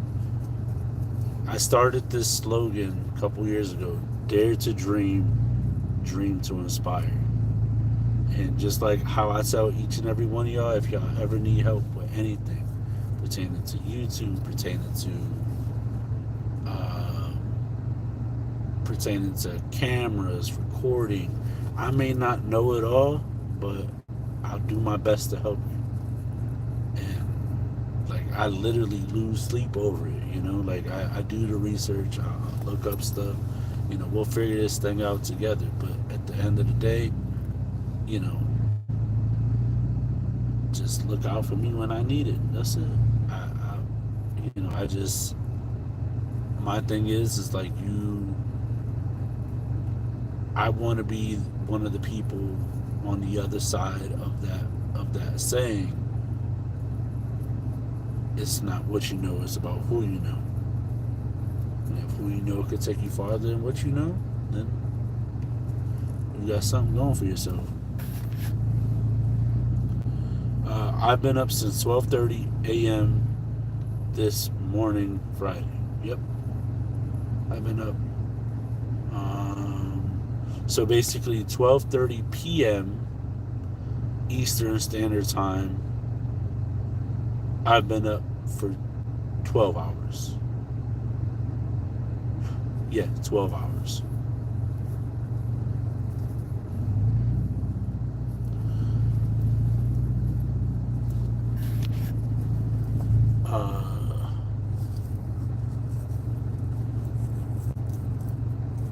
One fine American says start a school.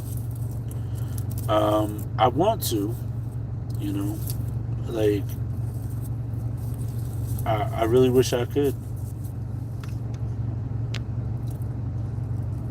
Yep, failure is definitely part of the success. See, my thing is, I know that it's not how many times I fall down. I know that. It's how many times I get back up. That's what really counts. And right now, I've already brushed myself off because that part, like the trucking industry for myself at least, like running under my own authority without owning my own trucks and the way that this economy is going, I don't think I'm interested in it. It's not for me. It just doesn't pay the bills. There's no money to be made.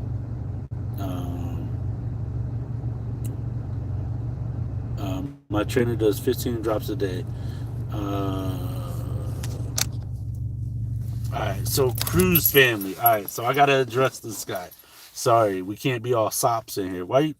I'm not crying. Why you crying? Alright, so Cruz family. Alright, so Cruz family, my guy. Alright, so he said, thanks, man. My trainer does 15 drops a day. How many do you do? Plus me starting at Home Depot brought me to the channel. Well, welcome to the channel. If you have any questions, concerns, comments, let me know.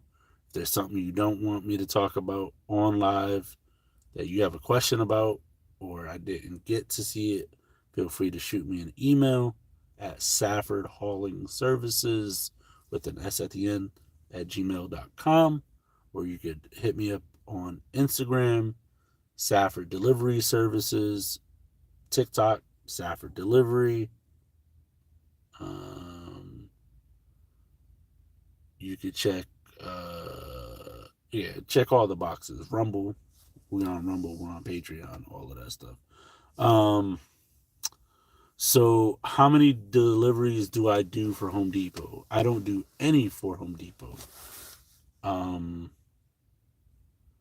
I have not did the XPO Home Depot contract since October of 2021. But, ew, I look like I was a bald-headed scallywag. Y'all saw that? That was weird. When I did do those contracts, it just depended on the day, really, because when I worked more in the city, they couldn't keep up with the volume, or they would send stops too far, which would take away from the amount of deliveries that you can do. But very long story short, I was able to complete a delivery. When I say complete a delivery, I mean from the time I pull up to a customer's house, you know, I talk to the customer, whatever, maybe don't talk to the customer. We'll just say don't talk to the customer. From the moment I punch in at a customer's house to the time I get the material off the truck, dropped, the Moffat put back up on the truck, the new address, the address to the next location, and customers called, and wheels rolling. It's under 15 minutes. But my fastest time was 6 minutes. I need to learn and gain film production skills because there are projects I want to do, and these companies are charging an arm and a leg. I would really just love how to do it myself. Hit me up, Daz. Daz, email me and I'll give you my phone number.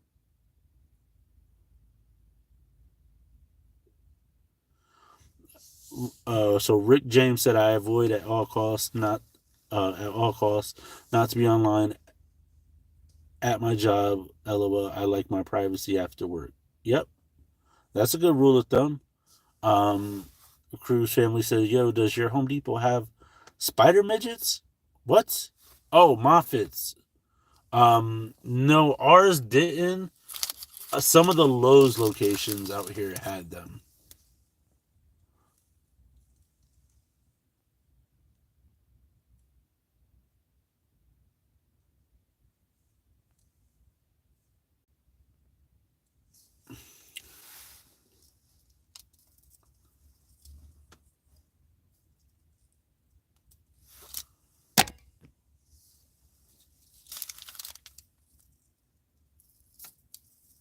Yeah, so Dead Dog brought up a good point. So he's talking about going over the road to make money. So I I honestly believe that for small independent trucking companies, it's only a matter of time before they diminish. Because if you don't have, and I mean this in the most humblest ways, because if you do not have dedicated contracts and you are hauling loads off of the load board, you are on borrowed time. Believe me when I tell you, you are on borrowed time. It's only going to get worse, especially with everything that's going on with the floods in California. That's going to mess up crops. That's going to hike up rates for grain and crops. It's going to do so much. That new flu that's going around amongst flocks of chickens, or coops of chickens, whatever you want to call it. It's not a good time right now. It really isn't. And my buddy Chris, he signed on to be a leased on operator, and he is not having a good time.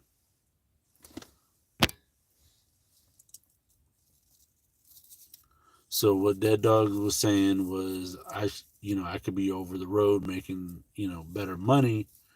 I don't think that there's better money to be made. And then also another thing is that when I was driving regional, one of the biggest things for me was not being able to see my kid grow up.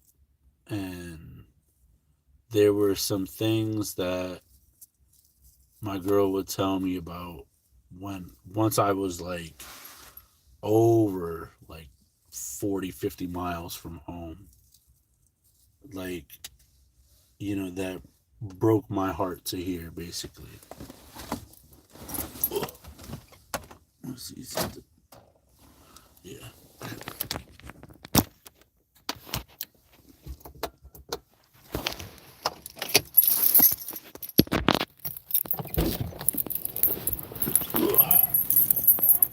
It's getting chilly out here. I guess I was going to do some editing, but I don't think so. Not tonight. was gonna go to my mom's house tomorrow, but I could just bring the laptop. That's not a big deal. Because my mom's gonna be keeping the baby busy anyway.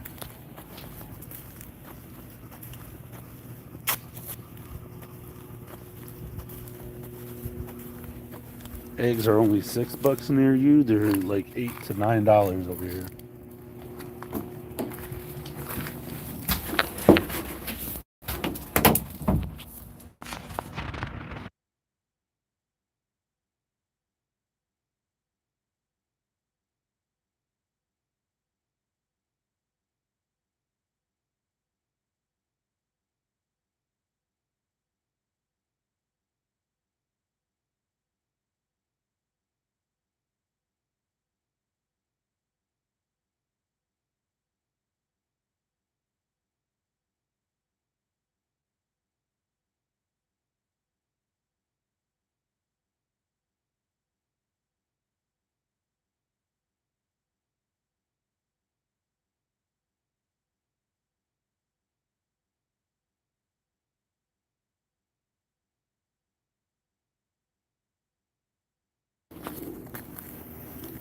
Dad said it's crazy how gas prices have gone back down, but not food. So you want to know the reason for that? I told my trainer about you using the Moffat to get out of the tight spots. He said, uh, wait, hold on. Cruise, 1 second. I don't know if I just misread that or what. Sorry, I'm getting cold. I could have turned the Subaru back on. I should have grabbed a bottle of water before I left. Alright, so Daz, to answer, well, not really to answer your question, but to reply to that comment.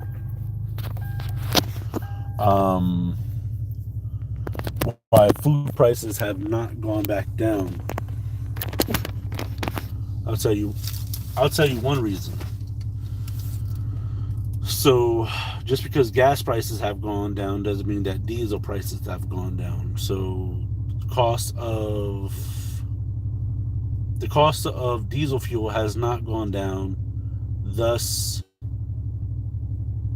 the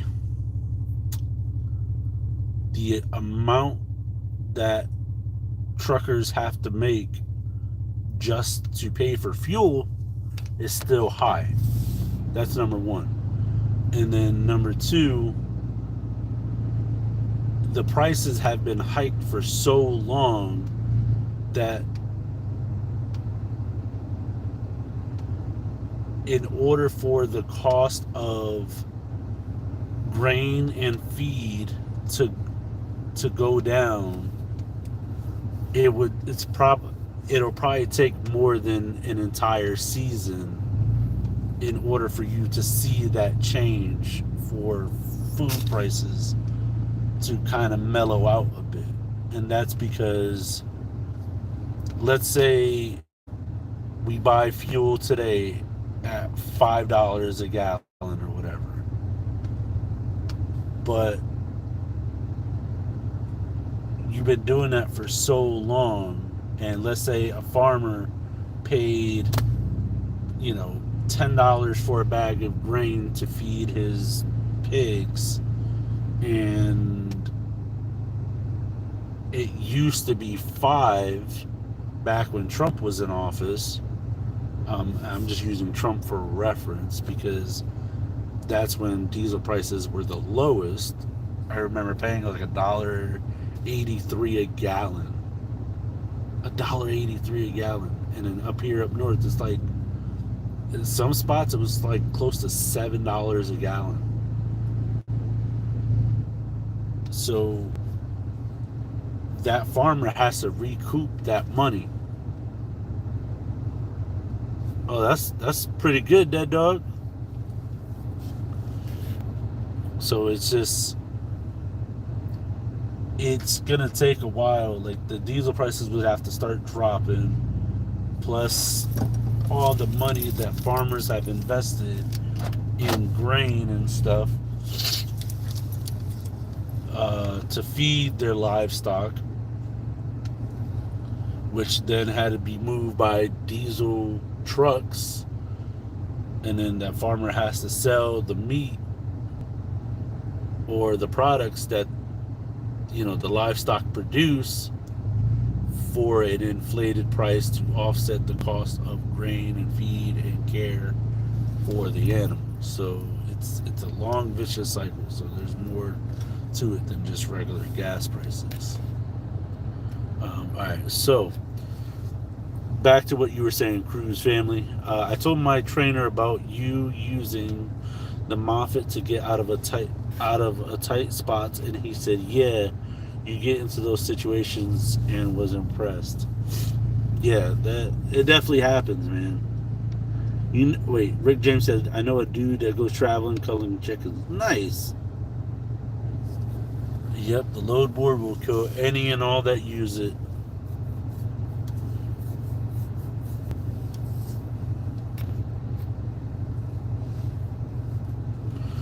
Cruz family said, "How many trucks do I have?" 0. So, Cruz family, full disclosure, I am no longer in business, if that makes... I'm still in business, but not in the trucking industry. Not for myself, anyway. Yeah, diesel up here is almost $6 a gallon.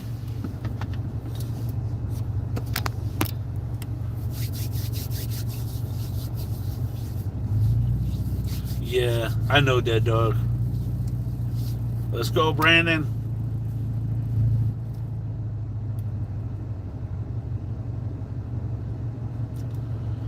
Yeah, and Rick James said my electric went from 6 cents to 14 cents per kilowatt. So there's an explanation to that. I don't know the whole thing. But you do have to realize that just like everything going up, electricity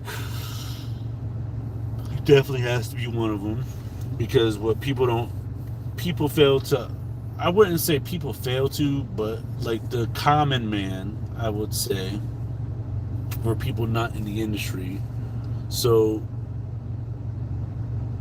not only is there a lack of experienced mechanics, but any mechanics, people don't want to work.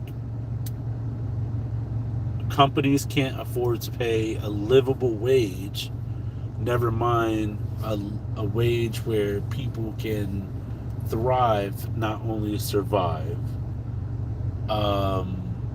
Parts are super hard to find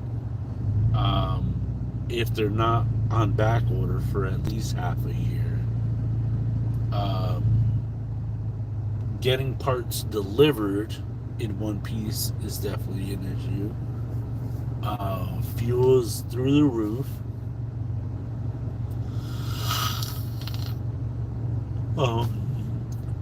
Trucks are going outdated. Not to mention the California ban on trucks, 2010 model or older, is about to have a really big impact on this country and the economy, because we get a lot of our goods from the ports out in California, which I said before in another video. If you haven't seen that video, I suggest you go watch it. But it's literally, it's going downhill. So for your electricity bill to go that high, you got to understand that they have employees to pay, and they can't afford to lose the employees that they got, so they have to offer them, more money to stay. It's not just the delivery charges that they're charging you for, but also, their trucks need maintenance, their trucks need parts. The prices on parts are super inflated. Parts are hard to get delivered. And companies are trying to fight, to stay in competition.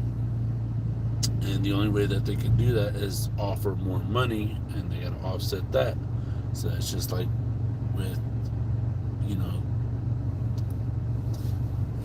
like what Daz was saying, just the price of groceries are still up, but gas is down. It's just, it takes a while to see the dip in the effect of inflation.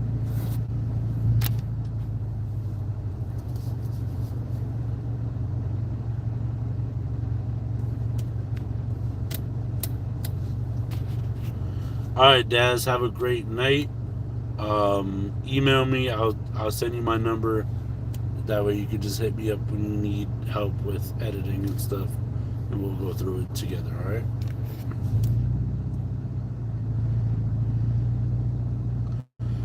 So in Washington State, you got to remember you're not too far from Alaska, where you guys can tap oil directly. Also, Dead Dog, I'm pretty sure you got a bunch of crude oil on the land that you live. If you guys don't know, Dead Dog has an Alaskan pipeline running through his backyard, and he just taps a quart of oil every day. Let's see. So at this new job that I'm at, the story that I get from the drivers, now there are drivers that have been there for more than 20 years where I work at now. And they said that they get a 3% raise every year. And I just hit my 90 days at my job. So they said that I'll be getting, they gave me a review. They didn't tell me what it was, but I'm pretty sure it was good because I haven't messed anything up yet. And they said that it'll be in my next week's check, so we'll see how that goes. Cruise family, so are you still delivering loads with the Moffat? Negative. I have not delivered loads with a Moffat since October of 2021.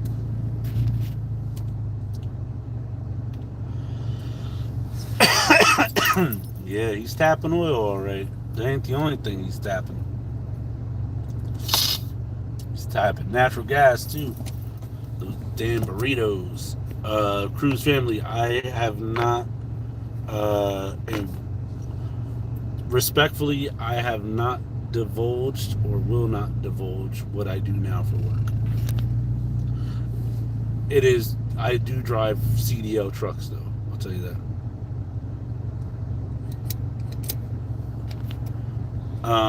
So what do you guys think about a California that bans semi-trucks? I think that if California wants to do that, then they are committing acts of treason or something comparable anyway.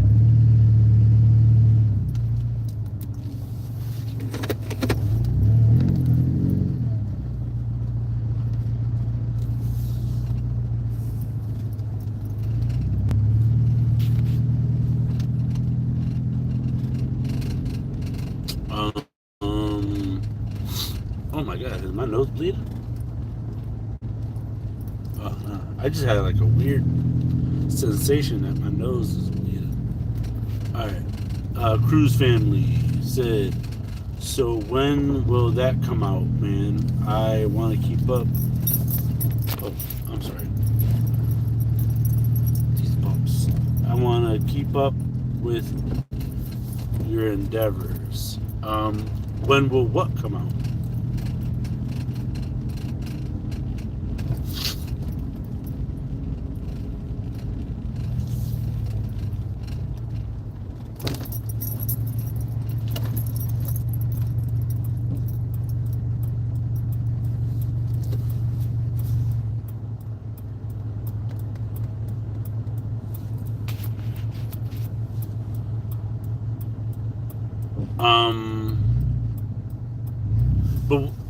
But what do you mean, when will that come out?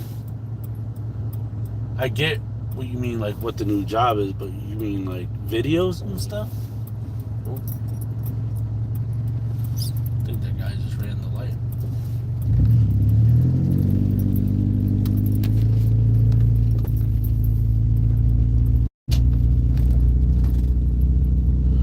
No, see, at the job that I work now, I don't own the company, and I have zero interest in recording what I do for work.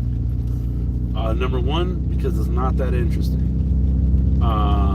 Unless, you know, you guys want to sign up for Patreon, and then you guys can see all the college girls walking around. It's not that interesting. That's number one. Number two,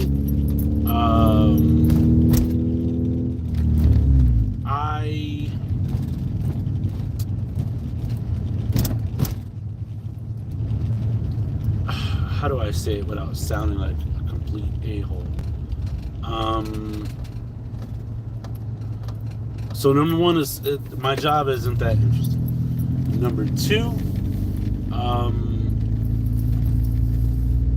it's not my company, therefore I don't.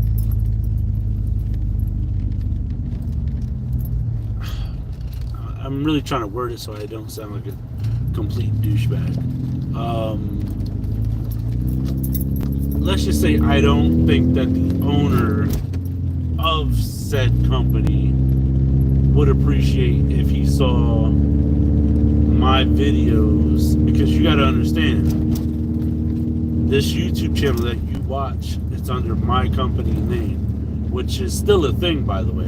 Like, my operating authority numbers and stuff like that are just on pause right now. I can start it back up at any time I want.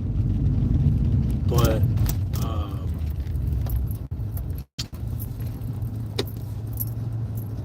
to put another company's, to put what I do for work under my company channel name, it's not gonna work. Number one, it's not gonna be, it's not interesting, and number two, it's not a good look.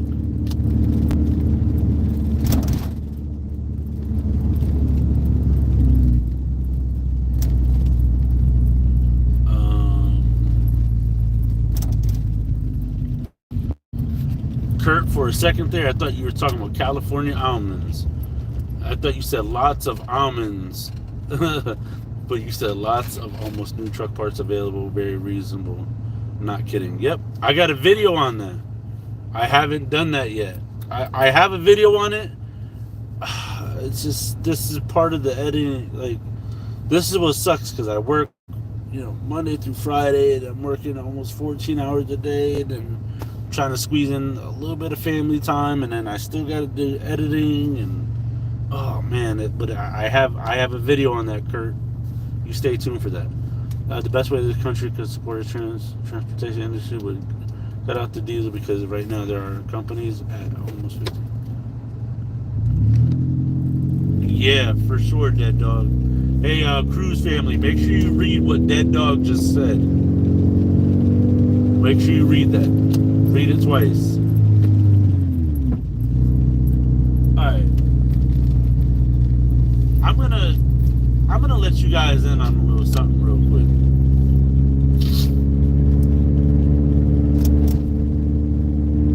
For some weird reason lately, people have been beeping at me, and I don't know why. It's been happening in my work truck. And it's not like I'm driving reckless, I'm driving careless, I'm driving like a crazy person. But it'll just be literally like a person will pull up next to me, beep their horn, and then just like pull off. And I don't get it, honestly. I don't get it.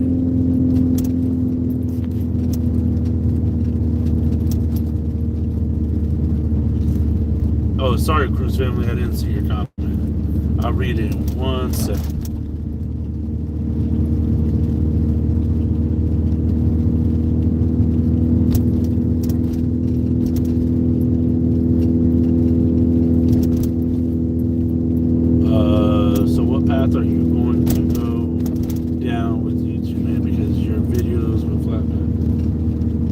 So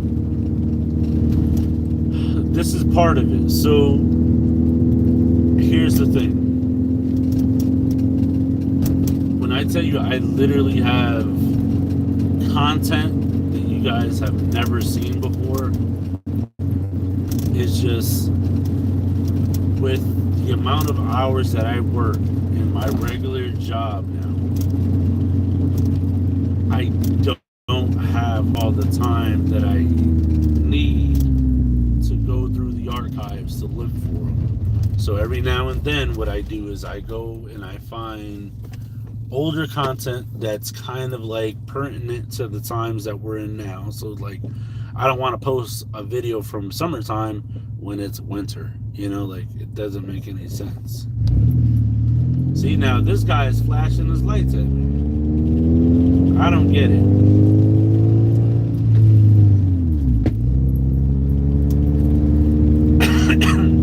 And damn, I wonder if Dunkin's open. What time is it? Nah, they're closed.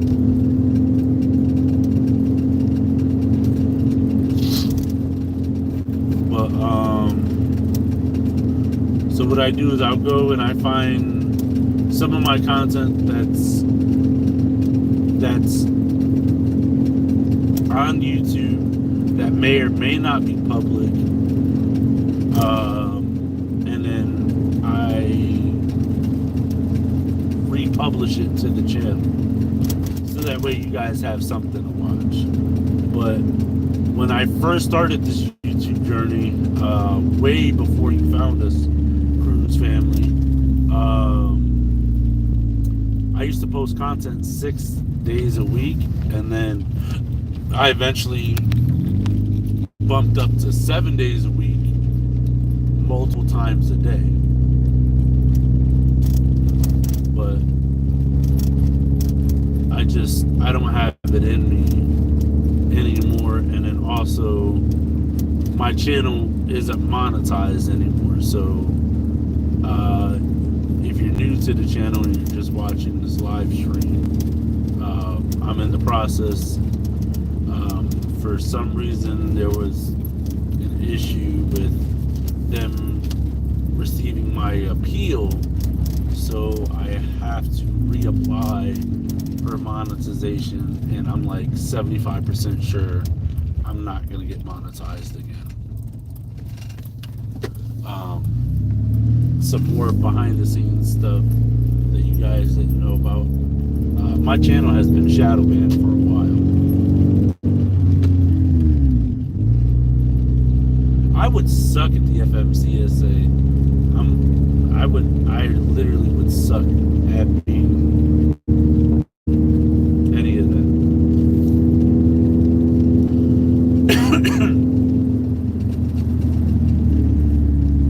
I really wish I had something to drink right now.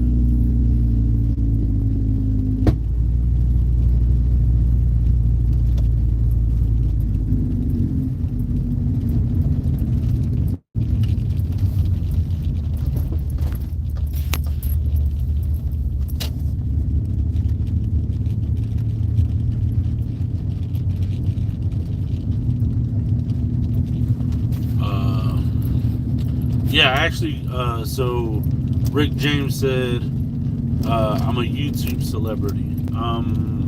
I actually got recognized in Walmart last weekend. Oh, yesterday I ran into a TikTok star, some guy on TikTok.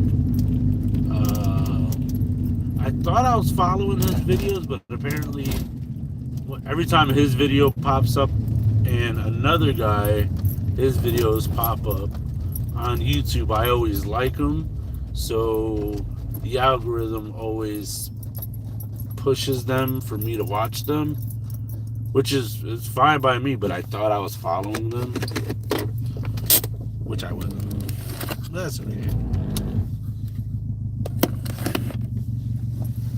Alright, let's see.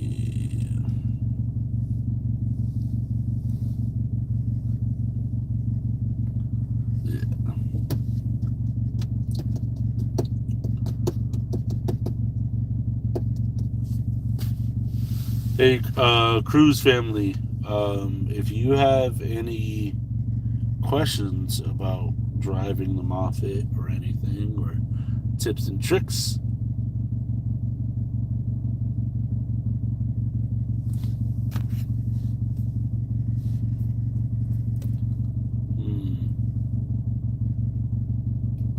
oh, I popped up from watching Diesel Dave. Nice. Nice. Yeah, and I always welcome new followers, new subscribers, new fans, new friends. It is what it is. New Franks. Because all you guys are Franks. You guys just don't know it yet. All you new people here, you guys are Franks. You guys just don't know it yet.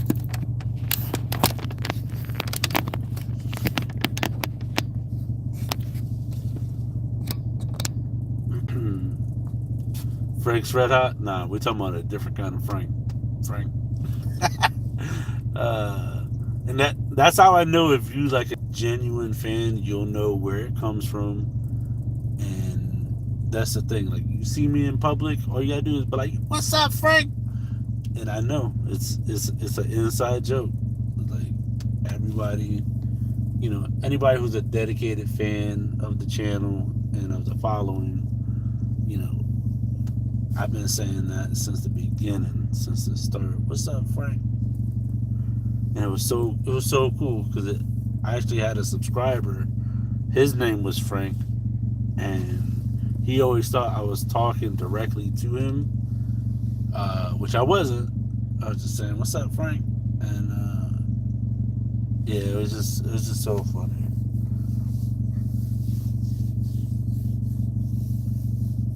Tomorrow I gotta go out and film some more stuff for you guys.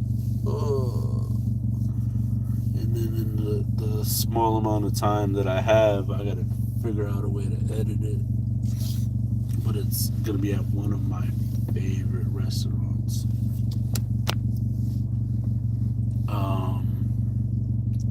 Cruise family, don't give up on your YouTube. You just gotta keep posting. Popeyes? Popeyes?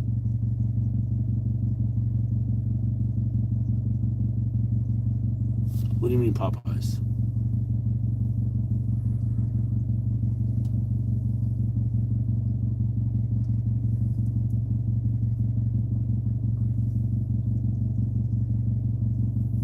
Oh, nah.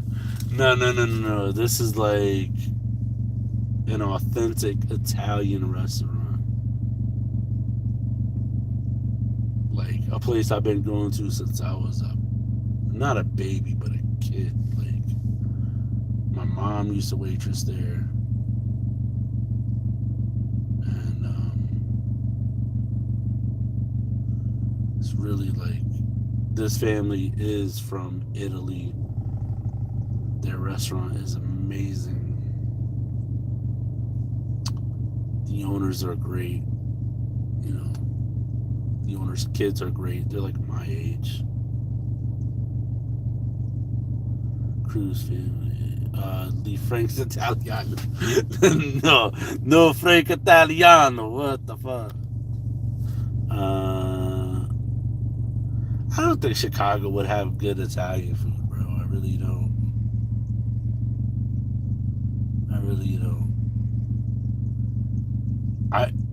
Matter of fact, I'll give you a better one. There's this lady.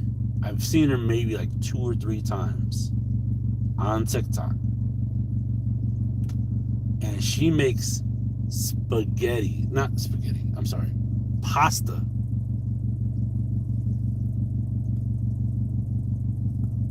Rick James said Chicago sucks.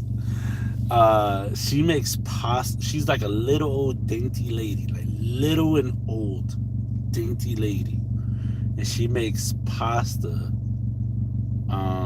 from scratch with like the semolina, with like the egg, with the flour, with the water. She makes it home.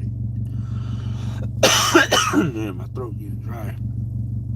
And yeah, she makes it homemade, and it looks so good. I want to try that pasta. If you guys want to try Cruise family, I got a segment on this channel called Friday's Feast, where I go out and I like to support local mom and pop businesses and give my honest review of the food. That's why you're on this live. But some of the best mozzarella that I've had, the best mozzarella that I've had, was at a place called Naples Pizza in Farmington, Connecticut. And if you go on the channel and you type in Naples, Naples Pizza, it should pop up.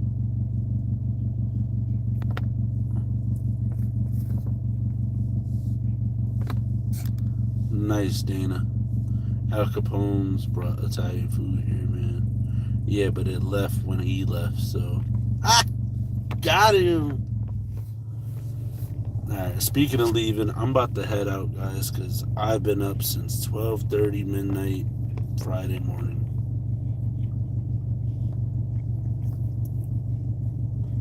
I don't travel much, man. I really don't. I got no time. I got no money. Got him.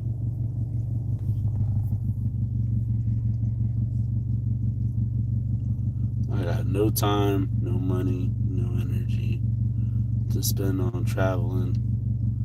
Yeah, Cruz, send me an email if you have any questions, anything you want to know, or just look us up on Instagram, Safford Delivery. Just shoot me a DM, and I'll get back to you as soon as I can. Yeah, yep. What's up, Rank? Damn, Rank, you late. You living in that down under time. I'm about to sign off. I've been up since 12:30 a.m. Eastern Standard Time. I gotta go inside, wash my coconuts, and get to bed.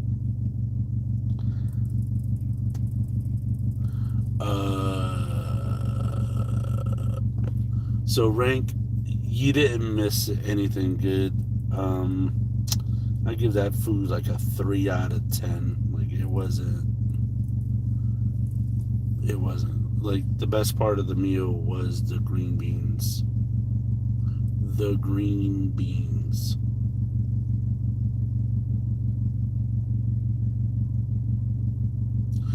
And I had barbecue short ribs.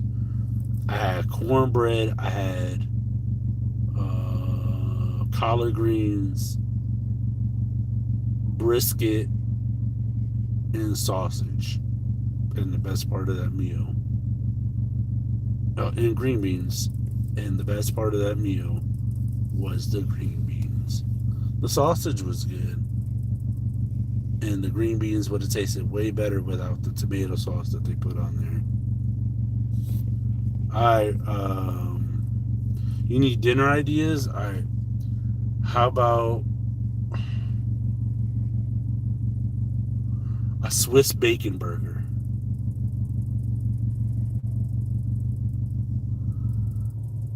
Cruz, once this live ends and then YouTube processes it, you can go back and rewatch me eat all of that food. If you go on the channel, click on playlists, like click on the main channel, click on playlists, scroll over to Friday's Feast, and you can watch all the places that we've been. Cruz family, if you look up a video about what was it? It's called The Big E on our channel. Or just DM me on Instagram or email me, and I'll send you the links to the video where I show you everything I'm talking about with the mozzarella. But we literally have a segment on the show called Friday's Feast, where we like to support local mom and pop businesses and give our honest opinion about what we think about the food. Swiss bacon burger, yes sir, with a fried egg on top. Over easy.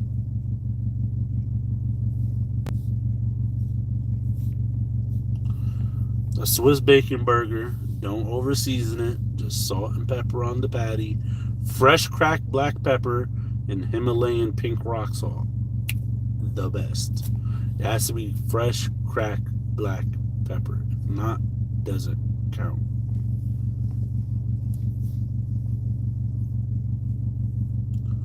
Dead dog, I am dying over here. I need some high quality H2O given to me by Bobby Boucher himself. That's what I need. But yeah, if you guys have any questions, concerns, comments, feel free to hit me up on Instagram, or I almost said Yahoo. What do you call that? Email, Gmail. Sorry, I said I was thinking Yahoo. I was like, I don't got a Yahoo. You can hit me up on my my AOL.com account. No, let me stop. My MSN foosball. You stay away from her, Bobby.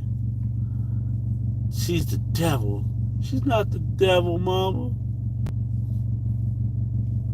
Yeah. Hold on, I gotta go find my AOL dial-up startup discs. My internet CDs. Alright guys, I was signing off, but yeah, again, friendly reminder. We are no longer monetized on the channel, so if you are inclined to donate to the channel so that we can continue to bring you more awesome content, the PayPal link is down below in the description. And then shout out to Gail from the Toys for Tots for sending us this thank you. If you don't know what this is from,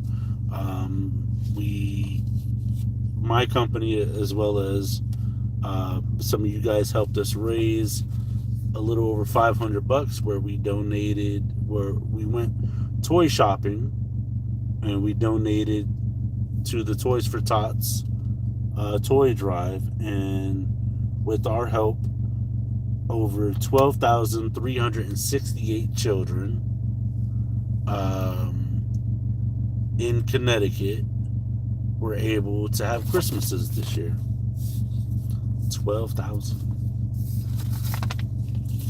And last year we raised a little over $1,000, and we didn't even get this thank you card. So, and for anyone that thinks that we take that money and we keep it, nope. Every single dollar that we make, we show you, and we show you guys the receipts at the end of the purchases for full transparency reasons, and then we record the entire thing where we drop all the toys off. This year we even helped the lady Heather put all the toys out for the parents to come and shop. So when I say that we're donating to them, not one single penny of that comes to us. So, and rank, I still got that $4. I didn't forget about that. We just gotta wait for like the next toy drive or something. See, I remember.